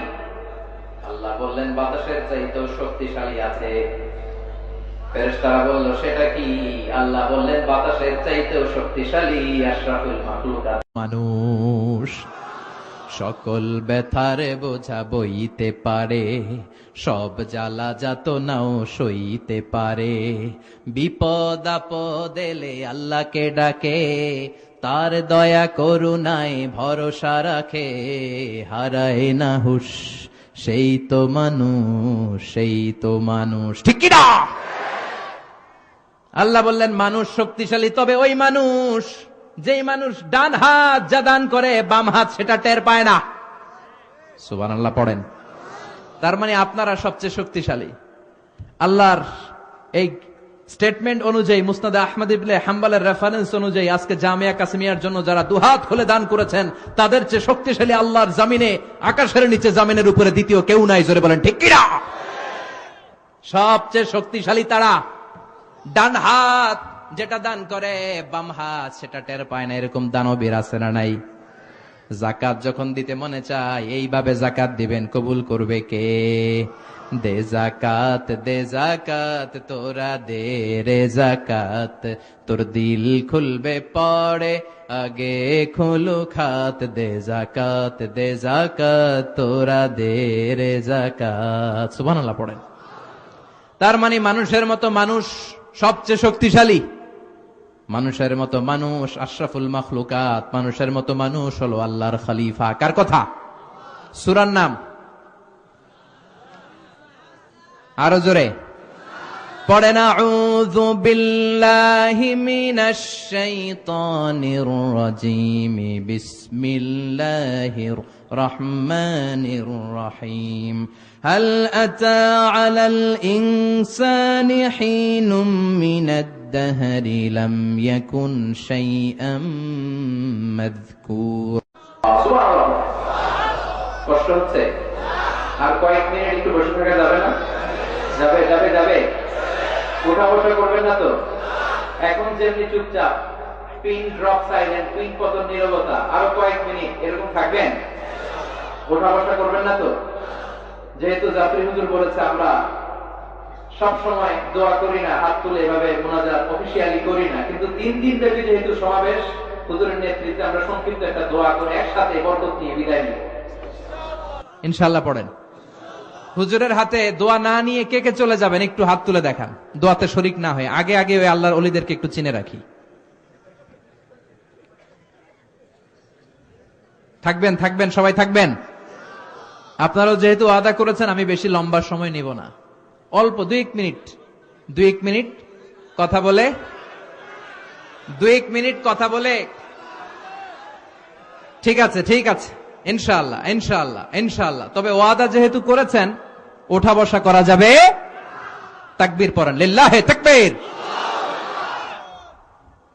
আল্লাহ বললেন, হাল আতা আলাল ইনসানি হিনুম মিনাদ দাহর লাম ইয়াকুন শাইআম মাযকুরা। প্রতিটা মানুষের জীবনে এমন একটা সময় এসেছিল তখন উল্লেখ করার মতো সে কিছুই ছিল না। কার কথা? প্রতিটা মানুষের জীবনে একটা সময় এসেছিল উল্লেখ করার মতো সে কিছুই ছিল না। এই যে হাল দিয়ে আল্লাহ শুরু করেছেন, এই ইস্তেফহামটাকে বলে ইস্তেফহাম তাকরীরি। এখানে হাল বিমানা কদ, হাল আতা ইয়ানি কদ আতা আলাল ইনসান হিনুম মিনাদ দাহর ওয়া কদ লিতাহকিক। কদ আসে সুনিশ্চিত একটা ভাব দেখানোর জন্য। সুবহানাল্লাহ পড়ে। তার মানে আল্লাহ বললেন প্রতিটা মানুষের জীবনে এমন একটা সময় ছিল লাম ইয়াকুন শাইআম মাযকুরা, তখন মানুষটা উল্লেখ করার মতো কিছুই ছিল না। এই আল ইনসান দ্বারা আল্লাহ কি বুঝিয়েছে? অনেক তাফসীর এসেছে। কেউ বলেছে ইনসান দ্বারা উদ্দেশ্য হচ্ছে সাইয়েদানা আদম, আবার কেউ বলেছে ইনসান দ্বারা উদ্দেশ্য হচ্ছে পৃথিবীর সব মানুষ। সাইয়েদানা আদম যদি ইনসান দ্বারা উদ্দেশ্য হয় তাহলেও ঠিক আছে। আদম আলাইহিস সালামের জীবনেও এমন একটা লম্বা সময় ছিল উল্লেখ করার মতো তিনি কিছুই ছিলেন না। সুবহানাল্লাহ পড়েন। আদম আলাইহিস সালামকে আল্লাহ নূর দিয়ে বানাইছে, তাই না? হ্যাঁ, কি দিয়ে? আরো জোরে। মাটি দিয়ে বানালেন। রাইসুল মুফাসসিরিন আব্দুল্লাহ ইবনে আব্বাস বলে পৃথিবী থেকে আল্লাহ তাআলা মাটি নিয়ে আসলেন ফেরেশতাকে দিয়ে। ওই মাটিটার ধরন ছিল তিনুন লাজিব, এঁটেল মাটি। এঁটেল মাটি দিয়ে এত আঠা কিছু বানানো যায় না। ওই এঁটেল মাটির উপরে আল্লাহ 40 বছর বৃষ্টির পানি ঢাললেন। সুবহানাল্লাহ পড়েন। আকাশ বললেন ইয়া সামা আমতিরি আলাইহি 40 সানা, 40 বছর এঁটেল মাটির মধ্যে তুই বৃষ্টি ঢাল। 40 বছর বৃষ্টি ঢালার পরে এঁটেল মাটি হয়ে গেল কাদা মাটি, হামাইম মাসনুন। এবার হামাইম মাসনুন থেকে আল্লাহ সাইয়েদনা আদমের 60 গজ লম্বা দেহটা বানালেন, মূর্তি। এভাবে মূর্তিটা রয়ে গেল 40 বছর। তারপর আল্লাহ সূর্যরে বললেন ইয়া শামসু হাররিকি আলাইহি 40 সামা 40 সানা, ও সূর্য মাটির আদমের দেহের উপরে এবার 40 বছর তুই কিরণ দে, তাপ দে। 40 বছর মাটির আদমের দেহের উপরে যখন সূর্যের তাপ পড়ে গেল, আদম হয়ে গেল সলসালিন কাল ফাখার, ঠনঠনে মাটি। সুবহানাল্লাহ। তাহলে প্রথমে এঁটেল মাটি 40 বছর, কাদা মাটি 40 বছর, ঠনঠনে টোকা মারলে এরকম ঠন ঠন আওয়াজ হয়, এরকম সলসালিন কাল ফাখার, এরকম ছিল 40 বছর। 3 40 কত? 120 বছরের এই লম্বা সময়ে লাম ইয়াকুন শাইআম মাযকুরা, উল্লেখ করার মতো আদমের কিছুই ছিল না। সুবহানাল্লাহ পড়েন। কারণ আদমের ভেতরে তখন আল্লাহ রুহু ফুকে দেয় নাই, রুহের ফুৎকার তখনও দেয় নাই, তাই লাম ইয়াকুন শাইআম মাযকুরা, উল্লেখ করার মতো আদম কিছুই ছিল না। এই পৃথিবীতে মানুষ বানানোর 3টা ক্যাটাগরি আল্লাহ চিল্লায় বলেন কয়টা? বাবা নাই, মা নাই। এই পদ্ধতিতে আল্লাহ আদম আলাইহিস সালামকে বানালেন। আবার মা আছে, বাবা নাই। এই পদ্ধতিতে রব্বুল আলামিন ঈসা আলাইহিস সালামকে বানালেন। আবার বাবাও আছে, মাও আছে। এই পদ্ধতিতে আল্লাহ আমাদের সবাইকে বানিয়েছে। ঠিক কি না? আদম আলাইহিস সালামের 120 বছর লাম ইয়াকুন শাইআম মাযকুরা, বুখারীর বর্ণনায় উল্লেখ করার এমন 120 দিন কেটেছে যখন আমরা লাম ইয়াকুন শাইআম মাযকুরা, উল্লেখ করার মতো আমরা কিছুই ছিলাম না। সুবহানাল্লাহ পড়েন। ইন্না আহাদাকুম ইউজমাউ খালকুহু ফি বাতনি উম্মিহি 40 ইয়াওমান সুম্মা ইয়াকুনু আলাকাতান মিসলা যালিক সুম্মা ইয়াকুনু মুদগা মিসলা যালিক। আল্লাহু আকবার। তোমাদের সৃষ্টিটাও তোমাদের মায়ের পেটে এই পদ্ধতিতে হয়েছে। প্রথমে 40 দিন তোমরা ছিলা নুতফা, তারপরে 40 দিন তোমরা ছিলা আলাকা, তারপরে 40 দিন তোমরা ছিলা মুদগা। 340 এই 120 দিন যাবত আমরা লাম ইয়াকুন শাইআম মাযকুরা, উল্লেখ করার মতো আমরা কিছুই ছিলাম না। আমার কোনো নাম ছিল না, গ্রাম ছিল না, আমার কোনো পরিচয় ছিল না, আমার কোনো অস্তিত্ব ছিল না। একেবারে জিরো থেকে আমাকে আশরাফুল মাখলুকাত মানে হিরো বানিয়েছে কে? এজন্য আল্লাহ বললেন হাল আতা আলাল ইনসানি হিনুম মিনাদ দাহরি লাম ইয়াকুন শাইআম মাযকুরা। প্রতিটি মানুষের জীবনে এমন একটা সময় ছিল উল্লেখ করার মতন সে কিছুই তখন ছিল না। ইন্না খালাকনাল ইনসানা মিন নুতফাতিন আমশাজিন নাবতালি ফাজআলনাহু সামিআন বাসীরা। পড়েন আল্লাহু আকবার। আল্লাহ বললেন ইন্না খালাকনাল ইনসানা মিন নুতফাতিন আমশাজ, মানুষকে আমি মিশ্রিত বীর্য থেকে বানিয়েছি। কার কথা? আমার এমফিলের রিসার্চ ছিল এটা নিয়ে, তো ভাবলাম আমার রিসার্চ নিয়ে কিছু কথা আপনাদের সাথে শেয়ার করি। আমার এমফিলের রিসার্চের টপিক ছিল embryology, the embryology in the holy Quran, how the little embryo develops in mother's womb. মায়ের পেটে বাচ্চার ছোট্ট ভ্রূণটা কেমন করে ডেভেলপ করে, 8 মাস 9 মাস পরে কেমন করে জামিনে আসে, এটার উপর আমার গবেষণা ছিল। এমব্রয়োলজি বাংলা হচ্ছে ভ্রূণ তত্ত্ব, ইলমুল আজিন্না আরবিতে কি? ইলমুল আজিন্না, ভ্রূণ তত্ত্বের উপর আমার রিসার্চ ছিল। আর পিএইচডি রিসার্চ হচ্ছে the behavioural characteristics of the human being in the holy Quran. মানুষের আচরণগত, এক এক মানুষের এক এক আচরণ। এক বাবার 5 ছেলে, একটা যায় এদিকে আরেকটা যায় ওদিকে, আরেকটা সামনে হাঁটে আরেকটা হাঁটেই না, আছে না নাই? এক একটার আচরণ। তো মানুষের আচরণের ব্যাপারে আল্লাহ কোরআনে কি বলেছেন, এটা নিয়ে আমার পিএইচডি থিসিসের রিসার্চের টপিক। সেজন্য আল্লাহ আমাদেরকে প্রথমে বানিয়েছিলেন নুতফা। খেয়াল করে বুঝবেন, তাহলে বুঝতে সহজ হবে। নুতফা, তারপরে আলাকা, তারপরে মুদগা, sperm drop, blood clot, and finally the little stitch, little flesh. গোশতের টুকরা ছিলাম, ছোট্ট নুতফা ছিলাম, সামান্য শুক্রাণু ছিলাম আমরা, শুক্রাণু। আমি, আপনি, আমরা সবাই শুক্র ছিলাম না, আমরা ছিলাম শুক্রাণু, মানে শুক্রের অণু।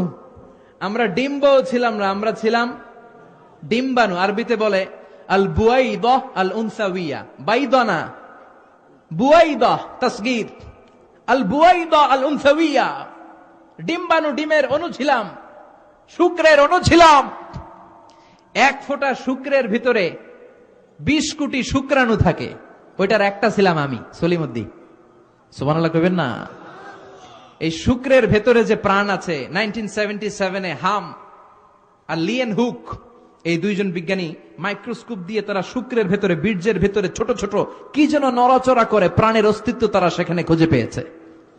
এরপরে sir William case more, the developing human being, উনি একজন অ্যানাটমিস্ট, হিউম্যান বডি অ্যানাটমি নিয়ে গবেষণা করে। তিনি আরো ডেভেলপ রিসার্চ আবিষ্কার করেছেন মানুষের বড় হওয়ার উপরে। পড়েন সুবহানাল্লাহ। এজন্য আল্লাহ বলেন তুমি খুবই ক্ষুদ্র ছিলা, বাবার পিঠ থেকে মায়ের পেটের ভেতরে তোমারে ঢুকাইয়া দিয়েছে কে? ফালইয়ানযুরিল ইনসানু মিম্মা খুলিকা, খুলিকা মিম্মা দাফিক ইয়াখরুজু মিন বাইনিস সুলবি ওয়াত তারাইব। বাবার পৃষ্ঠদেশ থেকে, মায়ের গর্ভদেশে সবেগে সামান্য একটা নাপাক পানি থেকে তোরে এত বড় করলো কে? তোরে হিরো থেকে জিরো বানালো কে? আমাদের কোনো নাম ছিল না, আমার কোনো গ্রাম ছিল না। কত ক্ষুদ্র ছিলাম আমি, কত তুচ্ছ ছিলাম আমি, কত নগণ্য ছিলাম আমি। আমাদের সৃষ্টি প্রক্রিয়ার দিকে আমাদেরকে নজর করতে দিয়ে আল্লাহ বুঝাতে চাইলেন অহংকার করিস না, অহংকার করার মতো কিচ্ছু তোর মাঝে নাই। চিৎকার করে বলতে হবে ঠিক কি না? স্পার্ম ড্রপ, ওভাম, দুইটা মিলে তৈরি হলো জাইগোট, ভ্রূণ কোষ। সেখান থেকে ডেভেলপ করে তৈরি হলো এমব্রয়, মানে ভ্রূণ। এটা ছিল ব্যাঙ্গাচির মতো জোক। বর্ষাকালে ব্যাঙ্গের পোনা দৌড়ায়, ছোট বাচ্চারা কুড়ায় নিয়ে আসে ঘরে, মাছের পোনা মনে করে, আছে না নাই? ঠিক এরকম ছিলাম আপনি আর আমি। এটার উপর আমার অনেক গবেষণা। ব্যাঙ্গের বাচ্চার মতো ছিলাম, জোকের মতো মায়ের জরায়ুর দেয়ালে লেগেছিলাম। এমব্রয় থেকে আমরা হলাম ফেইটাস, যেটাকে আরবিতে বলে মুদগা, গোশতের টুকরা। এরপরে আল্লাহ এই ফেইটাসকে ডেভেলপ স্টেজে নিতে শুরু করলেন। এই ফেইটাসের ভিতরে আল্লাহ আমার স্কেলিটন দিলেন, মানে কঙ্কাল ঢুকায় দিলেন, আমার স্কাল দিলেন, মাথার খুলি দিলেন, আমার পিঠে একটা স্পাইনাল কর্ড দিলেন, শির দাঁড়া। এরপরে আমার হার্টের 2টা পার্টিশন করলেন, এরপরে রুহের ফুৎকার দিলেন, এরপরে শুরু হইল আমার ধপ ধপ ধপ। সুবহানাল্লাহ পড়েন। লাঞ্চের কাজ শুরু হলো। লাঞ্চের কাজ, ফুসফুসের কাজ, দম নেয়া, দম ছাড়া। 1 মিনিট যদি দম বন্ধ থাকে, আপনার অবস্থা কি? খালি শেষ নাকি ঠুস? হায় রে মানুষ রঙিন ফানুষ, দম ফুরাইলে তবু তো ভাই কারোরই নাই একটুখানি। হায় রে মানুষ রঙিন ফানুষ, রঙিন ফানুষ হায়রে মানুষ। আল্লাহু আকবার। আল্লাহ বলেন ফাকাসাউনাল ইযামা লাহমা, স্কেলিটন কঙ্কাল গোশত দিয়ে আমি প্যাকেট পড়ালাম, সেখানে তোর হার্ট দিলাম, লাংস দিলাম, সেখানে তোর গল ব্লাডার দিলাম, কিডনি দিলাম, ইন্টেস্টাইন দিলাম, ফি যুলুমাতিন সালাস, তিনটা অন্ধকার প্রকোষ্ঠের ভিতরে আমি তোকে ইন্টেনসিভ গার্ড দিয়ে রেখেছি, ফি কারারিন মাকিন, ওই 9টা মাস তোর মায়ের পেটের ভিতরে তোর যে আবার অক্সিজেন পানি গিয়েছে, পৃথিবীর কোন কবিরাজের কবিরাজি কাজে লাগে নাই, জোরে বলেন ঠিক কি না? এজন্য আল্লাহ বললেন ইন্না খালাকনাল ইনসানা মিন নুতফাতিন আমশাজিন নাবতালি ফাজআলনাহু সামিআন বাসীরা। এই ছোট্ট বীর্যের ফোঁটা থেকে এত বিশাল মানুষ করে তোরে বানালো কে? এরপরে নাবতালিহি, দুনিয়ায় আসার পরে তোর পরীক্ষা শুরু হয়ে যায়। আল্লাযী খালাকাল মাউতা ওয়াল হায়াতা লিয়াবলুয়াকুম আইয়ুকুম আহসানু আমালা। আল্লাহ জীবন মৃত্যুর এই খেলা খেলছেন, আমাদের কার আমল ভালো কার আমল খারাপ এইটা পরীক্ষা করার জন্য। দুনিয়াতে আমাদের পরীক্ষার দরকার আছে না নাই? প্রতিনিয়তই পরীক্ষা। এই যে মাহফিল করতেছে এটাও পরীক্ষা। এখন আমরা পরীক্ষার হলে আছি, আমাদের পুরো জীবনটা একটা বিশাল পরীক্ষার হল। আল্লাহ দেখতে চাচ্ছেন আমার আমলটা কেমন, আমি কি ডানপন্থী না বামপন্থী, এটা দেখতে চায় কে? এরপর আল্লাহ বললেন তোকে আমি বানালাম ফাজআলনাহু সামিআন বাসীরা, তোকে আমি কান দিলাম দেখার জন্য, তোকে আমি 2টা চোখ দিলাম। এজন্য চোখ পাওয়ার পরে চোখের নেয়ামতের শুকরিয়া করব কার? কান দিয়ে কোরআন তেলাওয়াত শোনার দরকার আছে না নাই? নাকি হিন্দি গান শুনবেন? তুঝে দেখা তুহে জানা সানাম শুনবেন? কান দিয়ে কি শুনবেন? কথা কন। যেন কানে শুনি সদা তোমার কালাম, হে খোদা চোখে যেন দেখি শুধু কোরআনের আয়াত, শোনো আমার মুনাজাত, শোনো শোনো ইয়া ইলাহি আমার মুনাজাত, শোনো আমার মুনাজাত। পড়েন আমিন। এই গানটা দিছে কে? কোরআনের যত জায়গায় সাম বাসার আগে আল্লাহ এনেছেন কোনটা? ওয়াল্লাযী আনশাআকুম ওয়া জাআলা লাকুমুস সামআ ওয়াল আবসার ইন্নাস সামআ ওয়াল বাসারা ওয়াল ফুআদা কুল্লু উলাইকা কানা মাসউলা। সাম বাসার আগে আছে কোনটা? সাম মানে কান। এই শ্রবণ শক্তি আমাদের আগে অর্জিত হয়। মায়ের পেটের ভেতরে যখন ছিলাম তখন থেকে আমাদের কানের ভেতরে শ্রবণ শক্তি তৈরি করে দিয়েছে কে? এজন্য যেই মায়েরা মহিলা প্যান্ডেলে আমার মাইকের আওয়াজ যদি আপনাদের কানে যায়, তাহলে আপনারা যখন গর্ভবতী থাকবেন, যখন পেটে আপনার বাচ্চা, তখনও কিন্তু আপনার বাচ্চার কানের শ্রবণ শক্তি কিছুটা শুরু হয়ে যায়, সে কিছুটা শুনতে পায়। এজন্য ওই টাইমে এমন কিছু শোনা উচিত না যেটা বাচ্চার মনে দেহে ইফেক্ট ফেলে, জোরে কোন ঠিক কিনা? ওই সময় যদি হিন্দি সিনেমা শোনেন, তুঝে দেখা তুহে জানা সানাম শোনেন, তাহলে এটা হইব এরকম, ঠিক কিনা? আর যদি তখন কোরআন শোনেন, তখন যদি বিশ্বনবীর হাদিসগুলো পড়েন, ওইটার একটা প্রভাব তার কানের ভেতরে আছে না নাই? এই যে কানের ভেতরে আল্লাহ এখানে একটা এয়ার ক্যানেল দিয়েছে, এই যে এটা, অনেকে এটা দিছে কি লিগা, এটা কাইটা দিলে তো আপনি কান কাটা রমজান হয়ে যাবেন। এটা কেটে দিলে আপনি কথা শুনতে পাবেন না। এয়ার ক্যানেল দিয়ে সাউন্ড ওয়েভ, শব্দ তরঙ্গ আমাদের শ্রবণ ইন্দ্রিয়ের ভেতরে আওয়াজ শোনার অনুভূতি জাগায়। এটা এই এয়ার ক্যানেল দিয়ে ঢুকে। এই ক্যানেলটা এরকম 3-4টা রাস্তা না থাকলে আপনি কোনো আওয়াজই শুনতে পেতেন না। মা খালাকতা হাযা বাতিলা, এমনি এমনি কিছু দেয়। এরপর এটা ঢুকে কানের ভেতরে একটা এয়ার ড্রাম আছে। আল্লাহু আকবার। ফাজআলনাহু সামিআন বাসীরা। এয়ার ড্রামে যে সাউন্ড ওয়েভ, শব্দ তরঙ্গ যে নক করে, এই শব্দ তরঙ্গ যখন নক করে, তখন কানের ভেতরে মানুষের দেহের সবচেয়ে ছোট্ট একটা হাড্ডি আছে। দেহের 206টা হাড্ডি, এর মধ্যে সবচেয়ে ছোট হাড্ডিটা আল্লাহ কানের ভিতরে ঢুকায় দিয়েছে। আউটার ইয়ারে নক করে, এরপরে মিডল ইয়ার, এরপরে ইলেকট্রিক্যাল সিগন্যালের মাধ্যমে এটা ট্রান্সমিট হয়ে ব্রেনের ভেতরে হেয়ারিং নার্ভ আছে, মানে শুনবার স্নায়ু, ওইটাতে যে আঘাত করে, ওই আঘাত করা মাত্র তারপরে আপনি শব্দটা শুনতে পান। এই যে 1.5 ঘন্টা ধরে আমার কথা শুনতেছেন, এই শব্দগুলো আপনার এয়ার ড্রাম, এয়ার ক্যানেল হয়ে, outer air, middle air, inner air হয়ে আপনার হেয়ারিং নার্ভ পর্যন্ত পৌঁছার জন্য প্রতিটি শব্দ এরকম প্রসেসিং হয়ে আপনার কানের ভেতরে ঢুকায় দিচ্ছে কে? এজন্য আল্লাহ বললেন সামিআম বাসীরা, তোরে আমি কান দিলাম, তারপরে সুন্দর তোরে 2টা চোখ দিলাম। যাদের চোখ নাই তারা জানে চোখ না থাকার কি জ্বালা।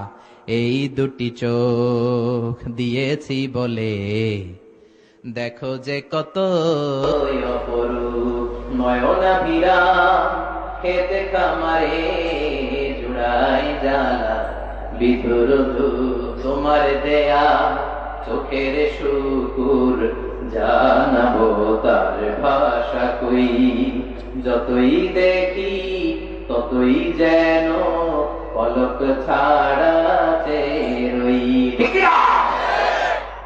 আল্লাহ বললেন আলাম নাজআল লাহু আইনাইন ওয়া লিসানান ওয়া শাফাতাইন ওয়া হাদাইনাহুন নাজদাইন। ও গোলাম, তোরে কে আমি চোখ দেই নাই? চোখ দিয়েছে কে? চিল্লায় বলেন, চোখ দিয়েছে কে? 2 মিলিমিটার ডাইমেনশনের এই ছোট্ট চোখ আমার। সবার 2 চোখ আছে তো, নাকি অনেকের 1 চোখ? চোখ ছাড়া কেউ আছেন? আহা, ওই ভাইদের কি জ্বালা।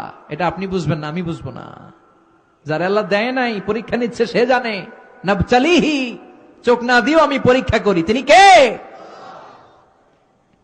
2 মিলিমিটার ডাইমেনশনের ছোট্ট চোখ দিয়ে, এই যে আমার ভাইরা আমি যেমনে দেখি, সূর্যের দিকে তাকাইলে সূর্যটারও এমনি দেখি। ওটা কিন্তু কোটি মাইল দূরে। ক্যামেরা দিয়ে দেখবেন এত সুন্দর। চোখের মধ্যে জুমিং পাওয়ার আছে, জুমিং পাওয়ার। দূরের জিনিসকে ক্যামেরায় টাইনা দেখা লাগে, আমাদের চোখে টানাটানির দরকার নাই, চোখটা খুলে তাকাইলেই দেখে ফেলাবেন। আবার যেই ক্যামেরাগুলো দিয়ে হলিউড বলিউডের মুভি শুট করে, এগুলোর কোনোটায় 70, কোনোটায় 80, কোনোটায় 100 মেগাপিক্সেল। মেগাপিক্সেল ভিশনকে, দৃশ্যকে, সিনারিকে ক্লিন করে, সুন্দর করে। 70, 80, 100 মেগাপিক্সেল। কিন্তু আমাদের এক একটা চোখে আল্লাহ ফ্রি 475 মেগাপিক্সেল ঢুকায় দিছে। বিজ্ঞানীদের ধারণা, human eyes can identify more than 10 million colours. আমাদের এই চোখগুলো খালি চোখে 10 মিলিয়নেরও বেশি ধরনের রং শনাক্ত করতে পারে। 1 মিলিয়নে 10 লাখ, 10 মিলিয়নে কথা কয় না, 1 কোটি। 1 কোটি ধরনের রং আমরা শনাক্ত করতে পারি। সুবহানাল্লাহ পড়বেন না? এজন্য আল্লাহ বললেন ফাজআলনাহু সামিআম বাসীরা। ছোট্ট নাপাক থেকে, শুক্রাণু থেকে তোরে আমি বড় করলাম, চোখ দিলাম, কান দিলাম। এই চোখ দিয়ে শুকরিয়া করবি কার? কান দিয়ে শুকরিয়া কার? দেহের প্রতিটি অঙ্গের জন্য শুকরিয়া করব কার? এরপর আল্লাহ বললেন ইন্না হাদাইনাহুস সাবিলা ইম্মা শাকিরাও ওয়া ইম্মা কাফুরা। ইন্না হাদাইনাহুস সাবিল, নিশ্চয় আমি তোমাদেরকে পথ দেখিয়েছি। আমাদেরকে পথ দেখায় কে? কথা কন। ওয়া আলাল্লাহি কাসদুস সাবিল, পথ দেখিয়ে দেওয়ার কাজ হচ্ছে আল্লাহর। তিনি শুধু সৃষ্টি করেই বসে থাকেন নাই। আল্লাযী খালাকা ফাসাওয়া ওয়া কদ্দারা, কথা কয় না, ওয়া কদ্দারা ফাহাদা। সৃষ্টি করেছেন, সুবিন্যস্ত করেছেন, সবকিছুর জন্য পরিমাপ নির্ধারণ করে দিয়েছেন। তারপরে তিনি হেদায়েত দিয়েছেন। আল্লাহ ছাড়া কেউ হেদায়েত দেয় নাকি? আল্লাহর ওলিরা হেদায়েত দেয় না? বড় পীর আব্দুল কাদের জিলানী, বিশ্বনবী, কেউ হেদায়েত দিতে পারে? ইন্নাকা লা তাহদি মান আহবাবতা ওয়ালাকিন্নাল্লাহা ইয়াহদি মান ইয়াশা। ও নবী, আপনি চাইলে কাউরে হেদায়েত দিতে পারবেন না। হেদায়েত দেওয়ার মালিক কে?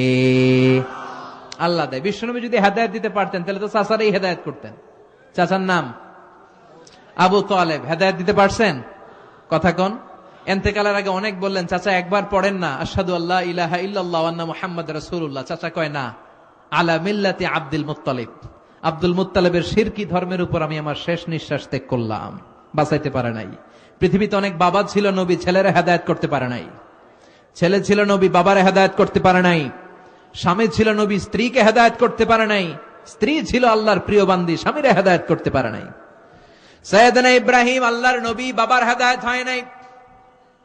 সাইয়েদনা নূহ আলাইহিস সালাম আল্লাহর নবী, ছেলে কানানের হেদায়েত হয় নাই। লূত আলাইহিস সালাম আল্লাহর বড় পয়গম্বর, স্ত্রীর হেদায়েত হয় নাই। আসিয়া গোটা বিশ্বের সব মুমিন নারীদের জন্য মডেল, কাফেরের বউ মুমিন নারীদের মডেল। আসিয়া আল্লাহর প্রিয় বান্দি, কিন্তু স্বামী ফেরাউনের হেদায়েত। কারণ হেদায়েতটা দেয় কে? আল্লাহ হেদায়েতের অনেক মাধ্যম দিয়েছেন। ইম্মা বিল আকল আও বিল রিসালা আও বিল কিতাব। আকল দিয়ে আল্লাহ হেদায়েত দেয়। আল্লাহ বুঝাতে চাইলেন তোর আকল খাটা, হেদায়েত পেয়ে যাবে। আকল চিনেন তো? Common sense. আল্লাহ প্রত্যেককে এটা দিয়ে পাঠায়। এটা অর্জন করা লাগে না, অর্জন করা লাগে ইলম। আর আল্লাহ দিয়ে পাঠায় কি? আকল। আকল আর ইলম দুইটা একসাথে রিফ্লেক্ট করলে ওইটা হিকমা হয়ে যায়, ওইটা উইজডম হয়ে যায়। এই এখানে উঠতেছেন কেন? এই যে আপনারা এদিকে তাকান, উঠতেছেন কেন? বসেন, শেষ করে দেই। হ্যাঁ, ওঠা বসা করবেন না, তাহলে বিশৃঙ্খলা হয়। বসেন। আমরা শুরুতেই ওয়াদা করেছি ওয়াল্লাযীনা হুম লিআমানাতিহিম ওয়া আহদিহিম রাউন। ওয়াদা করলে, প্রতিশ্রুতি দিলে সেটা রাখতে হয়। দুই একজন ওঠা বসা করলে এটা জলসার মধ্যে বিশৃঙ্খলা সৃষ্টি হয়। বসেন, আমরা ইনশাআল্লাহ একসাথে বিদায় নিব। আওয়াজ করে পড়েন ইনশাআল্লাহ। তাহলে আল্লাহ হেদায়েত দেন আকল দিয়ে। আকল, কমন সেন্স খাটালেই আল্লাহরে পাবেন। সাগরে দেখলেই, সাগরের ঢেউ দেখলেই বোঝা যায় সাগরের একজন রব আছে না নাই? ঝর্ণার দিকে তাকালেই বোঝা যায় ঝর্ণার মালিক আছে না নাই? ঝর্ণা ঝর্ণা ঝর্ণা রে, বলনা বলনা বলনা রে, কার বিরহে পাগল পড় তুই, কার মিলনে ফুল ফসলে ভরা রে তোর দুকুল ভুই, কার মিলনে ফুল ফসলে ভরা রে তোর দুকুল ভুই, ঝর্ণা ঝর্ণা ঝর্ণা রে, বলনা বলনা বলনা রে, কার বিরহে পাগল পড় তুই। সুবহানাল্লাহ পড়েন। এরপর আল্লাহ বললেন ইম্মা শাকিরা ওয়া ইম্মা কাফুরা। আমি আল্লাহ পথ দেখিয়ে দিলাম, এবার শাকের হবা না কাফুর হবা, এটা তোমার ডিসিশন। শাকের ডাইনপন্থী আর কাফের, উত্তর দেন আওয়াজ করে, শাকের কাফের। রাস্তা দেখায় দিলেন আর বললেন ডিসিশন ইজ ইয়োর, সিদ্ধান্ত তোমার। ফেরেশতা আর মানুষের মধ্যে এই হচ্ছে মৌলিক পার্থক্য, যে ফেরেশতার সিদ্ধান্ত নেওয়ার কোনো সুযোগ নাই। ফেরেশতাদের শাকুর হইতেই হবে। কিন্তু আল্লাহ আমাদেরকে সুযোগ দিলেন, যেহেতু আশরাফুল মাখলুকাত, তুমি শুকরগুজার হতে পারো, হইলে নেয়ামত বাড়ায় দেব। আর কাফের হইতে পারবি, তাহলে ডান্ডার বাড়িও আছে। কথা কন। এখানে মাত্র আল্লাহ দুইটার কথা বললেন, শাকুরা কাফুরা। এই পুরো কোরআন যদি আপনি রিসার্চ করেন, মানুষের অনেক ধরনের আচরণ আপনি পাবেন। আল্লাহ কোরআনে বললেন কিছু মানুষ আছে জলুমান জাহুলা। হাফেজ যারা আমার হেল্প করেন, জলুমান। আচ্ছা, কিছু মানুষ আছে আকসারা শাইইন জাদালা, খাসিমুম মুবিন, আলাদুল খেসাম। কিছু মানুষ আছে কতুরা, কিছু আছে মানুয়া, কিছু আছে জাজুয়া, কিছু আছে ইয়াউসা। কথা কন। এক এক মানুষের এক এক আচরণ। এই বিহেভিয়ারাল ক্যারেক্টারিস্টিক্স নিয়ে কথা বলতে গেলে অনেক কথা, দুই একটা বলি, আমি শেষ করতেছি ইনশাআল্লাহ। পড়েন। মানুষের মধ্যে এক দল আছে মুযাবযাবিন, ডানেও যায় না বায়েও যায় না, কখনো এদিকে যায় কখনো ওদিকে যায়, এরকম আছে না নাই? فَإِذَا رَكِبُوا فِي الْفُلْكِ دَعَوُا اللَّهَ مُخْلِصِينَ لَهُ الدِّينَ فَلَمَّا نَجَّاهُمْ إِلَى الْبَرِّ إِذَا هُمْ يُشْرِكُونَ। কিছু মানুষ আছে যখন তারা বিপদে পড়ে যায়, বিপদে পড়লে জিকির করে কার? লা ইলাহা ইল্লাল্লাহু মুহাম্মাদুর রাসূলুল্লাহ সাল্লাল্লাহু। এরা বিপদে পড়লে আল্লাহরে ডাকে। সাগরে তুফান, রাকিবু ফিল ফুলকি দাউল্লাহ মুখলিসিনা লাহুদ্দিন। তুফানে পয়রা ডাকে কারে? তুফান শেষ, আল্লাহ এরকম ডাকাইতাছে না নাই? নরসিংদীতে নাই? আছে আছে। বিপদে পড়লে আল্লাহরে ডাকে। আমিও একবার তুফানে পড়ছিলাম, গিয়েছিলাম বরিশাল, আপনাদের ওইদিকে।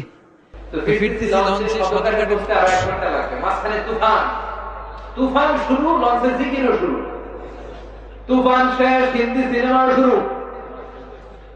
হঠাৎ তুফান বাড়ে, হিন্দি সিনেমা বন্ধ হয়ে যায়, জিকিরের আওয়াজ বেড়ে যায়। ওই দিন দেখলাম হিন্দুরা আল্লাহ জিকির করে, খ্রিস্টান নাস্তিক যারা আছে সবাই জিকির করে কার?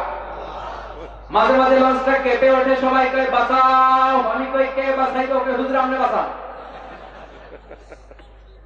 আমি বললাম আমি কেমনে বাঁচবো? কে? আমনে আল্লাহর মানুষ, আপনি দোয়া কালাম পড়েন, দোয়া কালাম পড়ে আপনি আমগরে বাঁচান, আমি কই তাইলে আমারে বাঁচাইবো কে?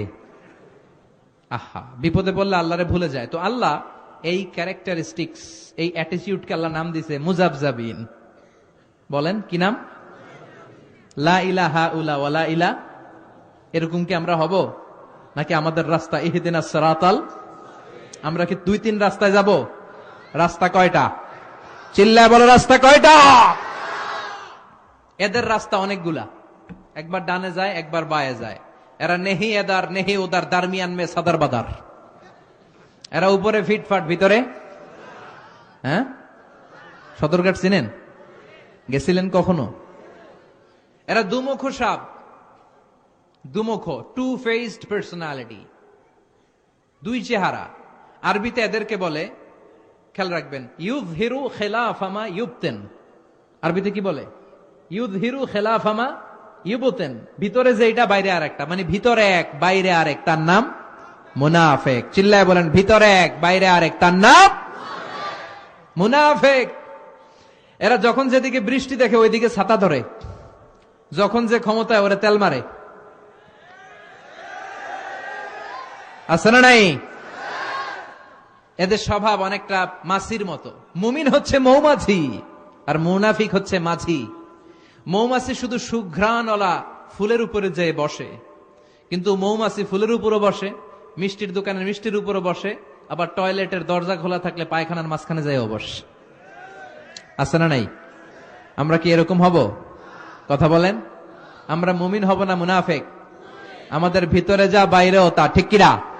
কিন্তু ওদের ভিতরে এক বাইরে আরেক, ওদের নাম, ওদের উদাহরণ অনেকটা মধু হই হই বিষ হাবাইলা। আছে না নাই? বলে যে হুজুর এটা মধু, মধু মধু খান, আসলে কি বিষ। মধু হই হই বিষ হাবাইলা।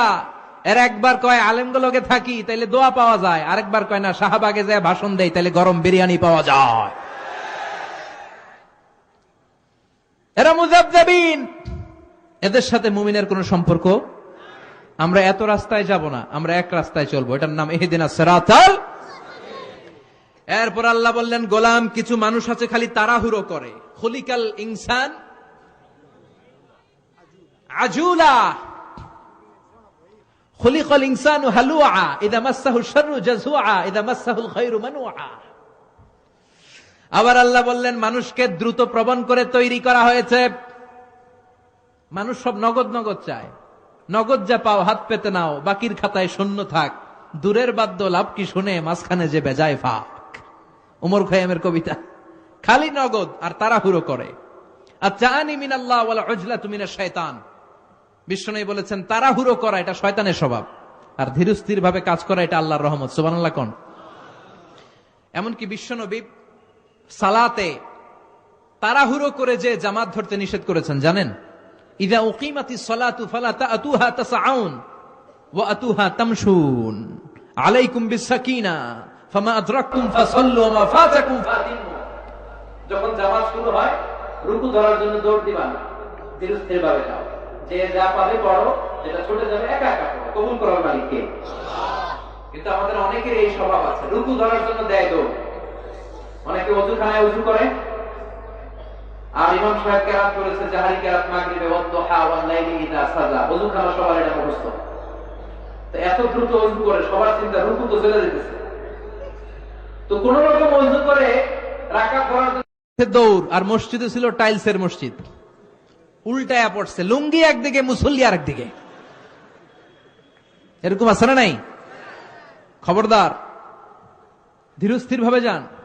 আপনি কার সামনে হাজিরা দিতে যাচ্ছেন? আপনি দ্রুত গেলে আপনার হার্টবিট বেড়ে যাবে, ব্রেথ ইন ব্রেথ আউট। আপনি শ্বাস প্রশ্বাস নিলে হাঁপালে আপনি আল্লাহর কাছে খুশু খুদুর হাজিরা দিবেন কি করে? এজন্য বিশ্বনবী বলতেন, সল্লু সালাতা মুআদ্দিব। ধীরস্থির ভাবে যে আল্লাহু আকবার বলে এমন ভাবে কাতারের মধ্যে দাঁড়িয়ে যাও, মনে করো এটাই জীবনের শেষ নামাজ। পারফর্ম দ্য সালাহ as if this is your last and final prayer. এমন ভাবে সালাত পড়ো, ভাবো এটাই হতে পারে তোমার জীবনের শেষ নামাজ, আর হয়তো সেজদা দেওয়ার সুযোগ পাবে। এজন্য আল্লাহ বললেন, কিছু মানুষের অভ্যাস তাড়াহুড়ো করে। বিশ্বনবী বললেন, তাড়াহুড়ো করা শয়তানের স্বভাব, আর ধীরস্থির ভাবে কাজ করে এটা আল্লাহর বান্দাদের স্বভাব। এখন তাড়াহুড়ো করবেন না, ধীরস্থির। তবে আবার বিশ্বনবী বললেন, আল উজলাতু মিনাশ শাইতান ইল্লা ফি সিত্তাতি উমুর। খেয়াল রাখেন, তাড়াহুড়ো করা শয়তানের স্বভাব, কিন্তু 6টা জায়গায় তাড়াহুড়ো করলে কোনো সমস্যা। 1 নাম্বার, আসসালাতু ফি ওয়াক্তিহা, সময় মতো নামাজের দরকার আছে না নাই? ওইখানে দেরি করা চলবে। সালাতে কায়েম করো, সালাতে কায়েম করো, হবে সম্মানী তুমি, হবে জান্নাতি তুমি, হবে সম্মানী তুমি, হবে জান্নাতি তুমি, দিবে কাল হাসরে শীতল ছায়া হারশে আজিম, রব্বিয়াল আলা রব্বিয়াল আযীম, রব্বিয়াল আলা রব্বিয়াল আযীম। সুবহানাল্লাহ পড়েন। তাহলে 1 নাম্বার, সালাতের ওয়াক্ত হলে দেরি নাই, সালাত পড়বো, ঠিক কিনা? 2 নাম্বার, তাজহিজুল মাইয়িত, মারা গেলে লাশ রাখা যাবে না, তাড়াহুড়ো করে দাফন কাফন।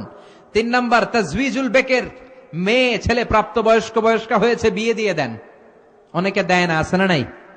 কি করে জানেন? আরো ভালো সম্বন্ধ আসবে, আছে না নাই? ইযা জাআ আহাদুকুম মান তারদাউনা দীনাহু ওয়া খুলুকা ফাযাওয়িজু ইল্লা তাফআলু তাকুন ফিতনাতুন ফিল আরদি আও ফাসাদুন আরিদ। ভালো ছেলের সম্বন্ধ এসেছে, দিন আছে, আখলাক আছে, সব আছে, বিয়ে দাও। অনেকে এখানে আরো বালা হোক, বালা দেখা দিমু। পরে মাইয়ার বয়স হয়েছে 35, মাইয়া কয় বালা লইয়া থাইকো, আছে না নাই? মেয়ের বয়স 35, আই বুড়ো, এখন আর বিয়া হয় না। সময় মতো বাবাই বিয়া দেয় নাই, বাবাকে আরো ভালোবাসুক। পরে মাইয়া কয় বালা লইয়া থাইকেন, আমি বালা না, বালা লইয়া থাইকো, আছে না নাই?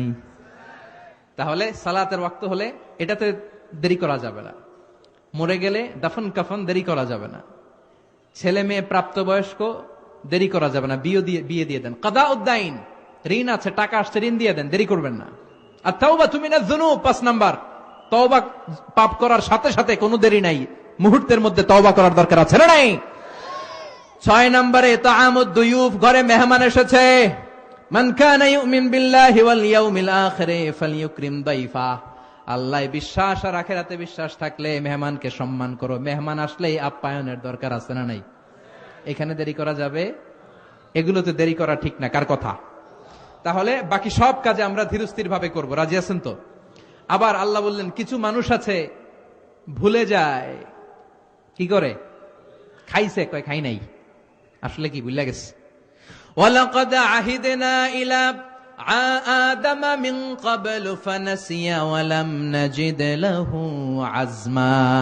আমি আদমকে আদেশ করেছিলাম ওই ফল খেও না, আদম ভুলে গেছে। আমার আদেশ পালনে আদমকে আমি দৃঢ় চিত্ত পাই নাই। দৃঢ় চিত্ত পাইবো কেমনে? বুঝলাই তো গেছে।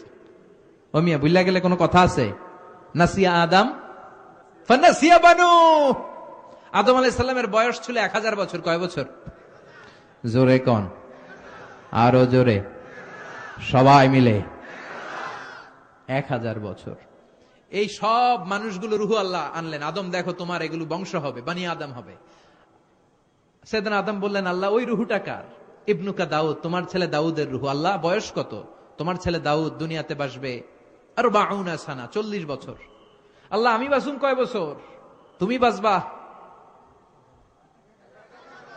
সবাই কন, তুমি বাসবা 1000। সাইয়েদান আদম বললেন, আল্লাহ আমার এত সুন্দর ছেলে দাউদ মাত্র 40 বছর, একটু বাড়ায় দেন না। আল্লাহ বললেন, নো ওয়ে, রুফিআতিল আকলাম জাফাতিস সুহুফ, লেখা হয়ে গেছে, এখন তো বাড়ানো কমানো যাবে না রে আদম। সাইয়েদান আদম বললেন, আল্লাহ আমার 1000 বছর থেকে 60 বছর দিয়ে দিলাম। 60 বছর দিয়ে দিলে দাউদ আলাইহিস সালামের কত হয়?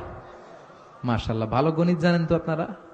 100। আর আদম আলাইহিস সালামের 1000 থেকে 60 কমে গেলে কত? 940। সাইয়েদনা আদম পৃথিবীতে এসে বসবাস শুরু করলেন। 940 বছর বয়সে মালাকুল মাউত এসে হাজির। কেন আসছেন? কয় জিইতু আন আকবাদা রূহাক, রূহ কবজ করতে আসছি। কয় আগে আসছেন কেন? আমি 1000 বছর বাঁচুন। মালাকুল মাউত বললেন, না, রূহের জগতে 60 বছর দিয়ে আসছিলেন। আদম কয় মনে নাই, ভুলে গেছি, যাও মিয়া। সুবহানাল্লাহ কইবেন না? নাসিয়া আদম ফানাসিয়া বানু। একটাও বানোয়াট বলি নাই, আল্লাহর কসম, এগুলো সব হাদিস থেকে শোনাচ্ছি, সহিহ হাদিস। আদম ভুলে গিয়েছে, ছেলেরাও ভুলে যায়, বিশ্বনবীও ভুলে যেতেন, আছে না নাই? বিশ্বনবীকে জানিয়ে দেয়া হয়েছিল কদরের রাতটা কবে, বিশ্বনবী ভুলে গেলেন। বিশ্বনবীকে জানানো হলো মুহাম্মদ এই রাতটা কদরের রাত। সাহাবীদেরকে জানানোর জন্য ঘর থেকে বেরোলেন। ফাতালাহা ফুলান ওয়া ফুলান ফারুফিআত ওয়া নাসিতু। ঘর থেকে বের হয়ে দেখে দুইজন ঝগড়া লাগছে। বিশ্বনবী ঝগড়ার দিকে এত মন দিছে, আল্লাহ যে কয় তারিখের কথা কইছিল ওটা ভুলে গেছে। সুবহানাল্লাহ কইবেন না? এজন্য বিশ্বনবী বললেন ফালতামিসু ফিল আশরিল আওয়াখিরি মিনাল ভিতর, রমজানের শেষ 10 দিনের বেজর রাতে কদর তালাশ করো। 21, 23, 25, 27, 29। আমগোদের পালন করে কয় তারিখ? 27। ওই বছর যদি 23-এ রমাদান কদর হয়ে যায় তো কি করবে? কপাল পড়া হবে না। এজন্য কপালওয়ালা তারা যারা এই 5টা বেজর রাতে সমানতালে ইবাদত করে, ঠিক কি না? আবার বিশ্বনবী কোরআন খুলে যেতেন। আল্লাহ বললেন নবী ভালো করে পড়েন। বিশ্বনবী ভালো করে পড়ার পরেও মাঝে মাঝে কোরআন মনে রাখতে পারে না। আল্লাহর কাছে দোয়া করলেন, আল্লাহুম্মা যাক্কিরনা মিনহু মা নুসিনা ওয়া আল্লিমনা মিনহু মা জাহিলনা। যা ভুলে যায় স্মরণ করিয়ে দেন। আল্লাহ বললেন সানুকরিউকা ফালা তানসা। ঠিক আছে নবী, ঠিক আছে, ইউর দোয়া ইজ অ্যাকসেপ্টেড। আজকে থেকে এমন ভাবে আপনারে পড়াইয়া দিব, মরণের আগে একদিন আগেও কোরআন আর ভুলবেন না। সুবহানাল্লাহ। আবার কিছু মানুষ আছে ইয়াউসা, নিরাশ হয়ে যায়। মুমিন কখনো নিরাশ হয়? কথা বলে না। লা তাইআসু মির রাউহিল্লাহ ইন্নাহু লা ইয়াইআসু মির রাউহিল্লাহি ইল্লাল কওমুল কাফিরুন।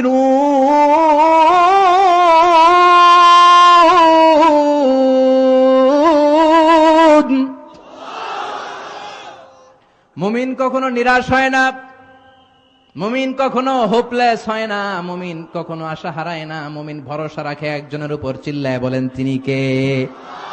এজন্য সূরাতুল ইনসান থেকে আমাদের জীবনের জন্য শিক্ষা হলো, আমরা হচ্ছি লাম ইয়াকুন শাইআম মাযকুরা। আমাদের জীবনে এমন একটা সময় এসেছিল উল্লেখ করার মতো আমরা কিছুই ছিলাম না। এজন্য অহংকার আমাদের মানায় না। অহংকার করবে কে? মান কানা ফি কলবিহি হাববাতু খারদাল মিনাল কিবর লা ইয়াদখুলুল জান্নাহ আবাদা।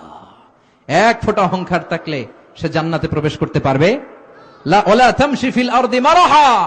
অহংকার করে দম্ভ ভরে রাস্তা দিয়ে হেঁটো না। অহংকার মানে একজনের, তিনি কে? আল্লাহ বলেন আল কিবরিয়া উ রিদাই, অহংকার আমার চাদর, ওয়াল আযামাতু ইজারি, বড়ত্ব আমার লুঙ্গি। যে অহংকার করে ওই বেয়াদবটা কেমন যেন আমার চাদর ধরে টানাটানি করে।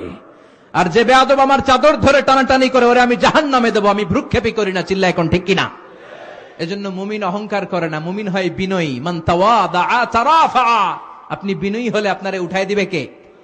এজন্য বিশ্বনবী বলতেন আল্লাহুম্মা জাআলনি সাবুরা ওয়াজআলনি শাকুরা ওয়াজআলনি ফি আইনি সাগীরা ওয়া ফি আয়ুনিন নাসি কাবীরা। আল্লাহ আপনি আমারে ধৈর্যশীল বানান, শুকরগুজার বান্দা বানান। আমার চোখে আমারে আপনি ছোট বানান, গোটা বিশ্বের মানুষের চোখে আপনি আমারে বড় বানান। পড়েন আমিন। নিজের চোখে নিজের ছোট রাখবেন, নিজের চোখে নিজে ছোট, তাহলে মানুষের চোখে আপনারে বড় বানায় দিবে কে? আর নিজেই যদি বলেন আমি আল্লামা, তাহলে থাপ্পড় মেরে জমিনে গেড়ে ফেলবে কে? লাম ইয়াকুন শাইআম মাযকুরা, উল্লেখ করার মতো আমি কিছুই ছিলাম না। তাই অহংকার আমার না, অহংকার সাজে একজনের। চিৎকার করে বলেন তিনি কে? এরপর 2 নম্বর শিক্ষা হচ্ছে ফাজআলনাহু সামিআম বাসীরা। আল্লাহ অনেক নিয়ামত আমাদের দিয়েছেন, এই নিয়ামতগুলোর শুকরিয়ার দরকার আছে না নাই? লা ইন শাকারতুম ওয়া লা ইন কাফারতুম। নিয়ামতের শুকরিয়া করো, নিয়ামত বাড়িয়ে দেব। কুফরি করবা, জেনে রাখবা আমার আযাব বড় কঠিন। আমি আল্লাহ সব সময় ধরি না, ধরলে ধরে ধরে ধরে না, ধরলে আল্লাহ। 3 নম্বর আয়াতে আল্লাহ বলেন আমি পথ দেখিয়েছি, ইম্মা শাকিরা ওয়া ইম্মা কাফুরা। The decision is yours. সিদ্ধান্ত তোমার। তুমি কি শাকুর হবা নাকি কাফের হবা? তুমি কি ডানপন্থী হবা না বামপন্থী হবা? তুমি কি জান্নাতি হবা না জাহান্নামী হবা? সিদ্ধান্ত কার? এজন্য যতদিন আমরা বেঁচে থাকি আমরা ডান পথে চলবো, আমরা সিরাতুল মুস্তাকিমের পথের সৈনিক হব, আমরা ডান দিকে চলবো, আমরা জান্নাতের সৈনিক হব। চিল্লা এখন ঠিক কিনা? আর সব সময় প্রশংসা করবো একজনের। চিল্লায় বলেন তিনি কে? তাহলে মানুষের মতো মানুষ হওয়া যাবে। এই কোরআন এসেছে আমাদেরকে মানুষের মতো মানুষ বানাতে। শুরুতে বলেছিলাম, ভুলে গেছেন বোধহয়। কি বানাতে এসেছে? কোরআন পড়লে মানুষের মতো মানুষ আমাদেরকে বানাবে কে? আল্লাহ তাআলা যেন এই কোরআনের আলোকে আমাদেরকে আলোকিত মানুষ বানায়, মানুষের মতো মানুষ বানায়। আল্লাহ তাআলা আমাদের সবাইকে কবুল করে নাকি আমরা পড়ি আমিন। যতগুলো কথা বলেছি কোরআন সুন্নাহর আলোকে বলেছি, বানিয়ে কিছু বলি নাই। তারপরেও আমার মনের অজান্তে কোনো মিস ইনফরমেশন যদি আমার মুখ ফসকে বেরিয়ে যায়, সেগুলো যেন আল্লাহ তাআলা আমাদের স্মৃতিপট থেকে মুছে দেয়, আমরা পড়ি আমিন। সত্য, সুন্দর, কল্যাণকর, হকের পক্ষে যা বললাম তার সবটুকুন প্রথমে আল্লাহ তাআলা আমাকে এবং আপনাদের সবাইকে আমলের তৌফিক দান করে, আমরা পড়ি আমিন।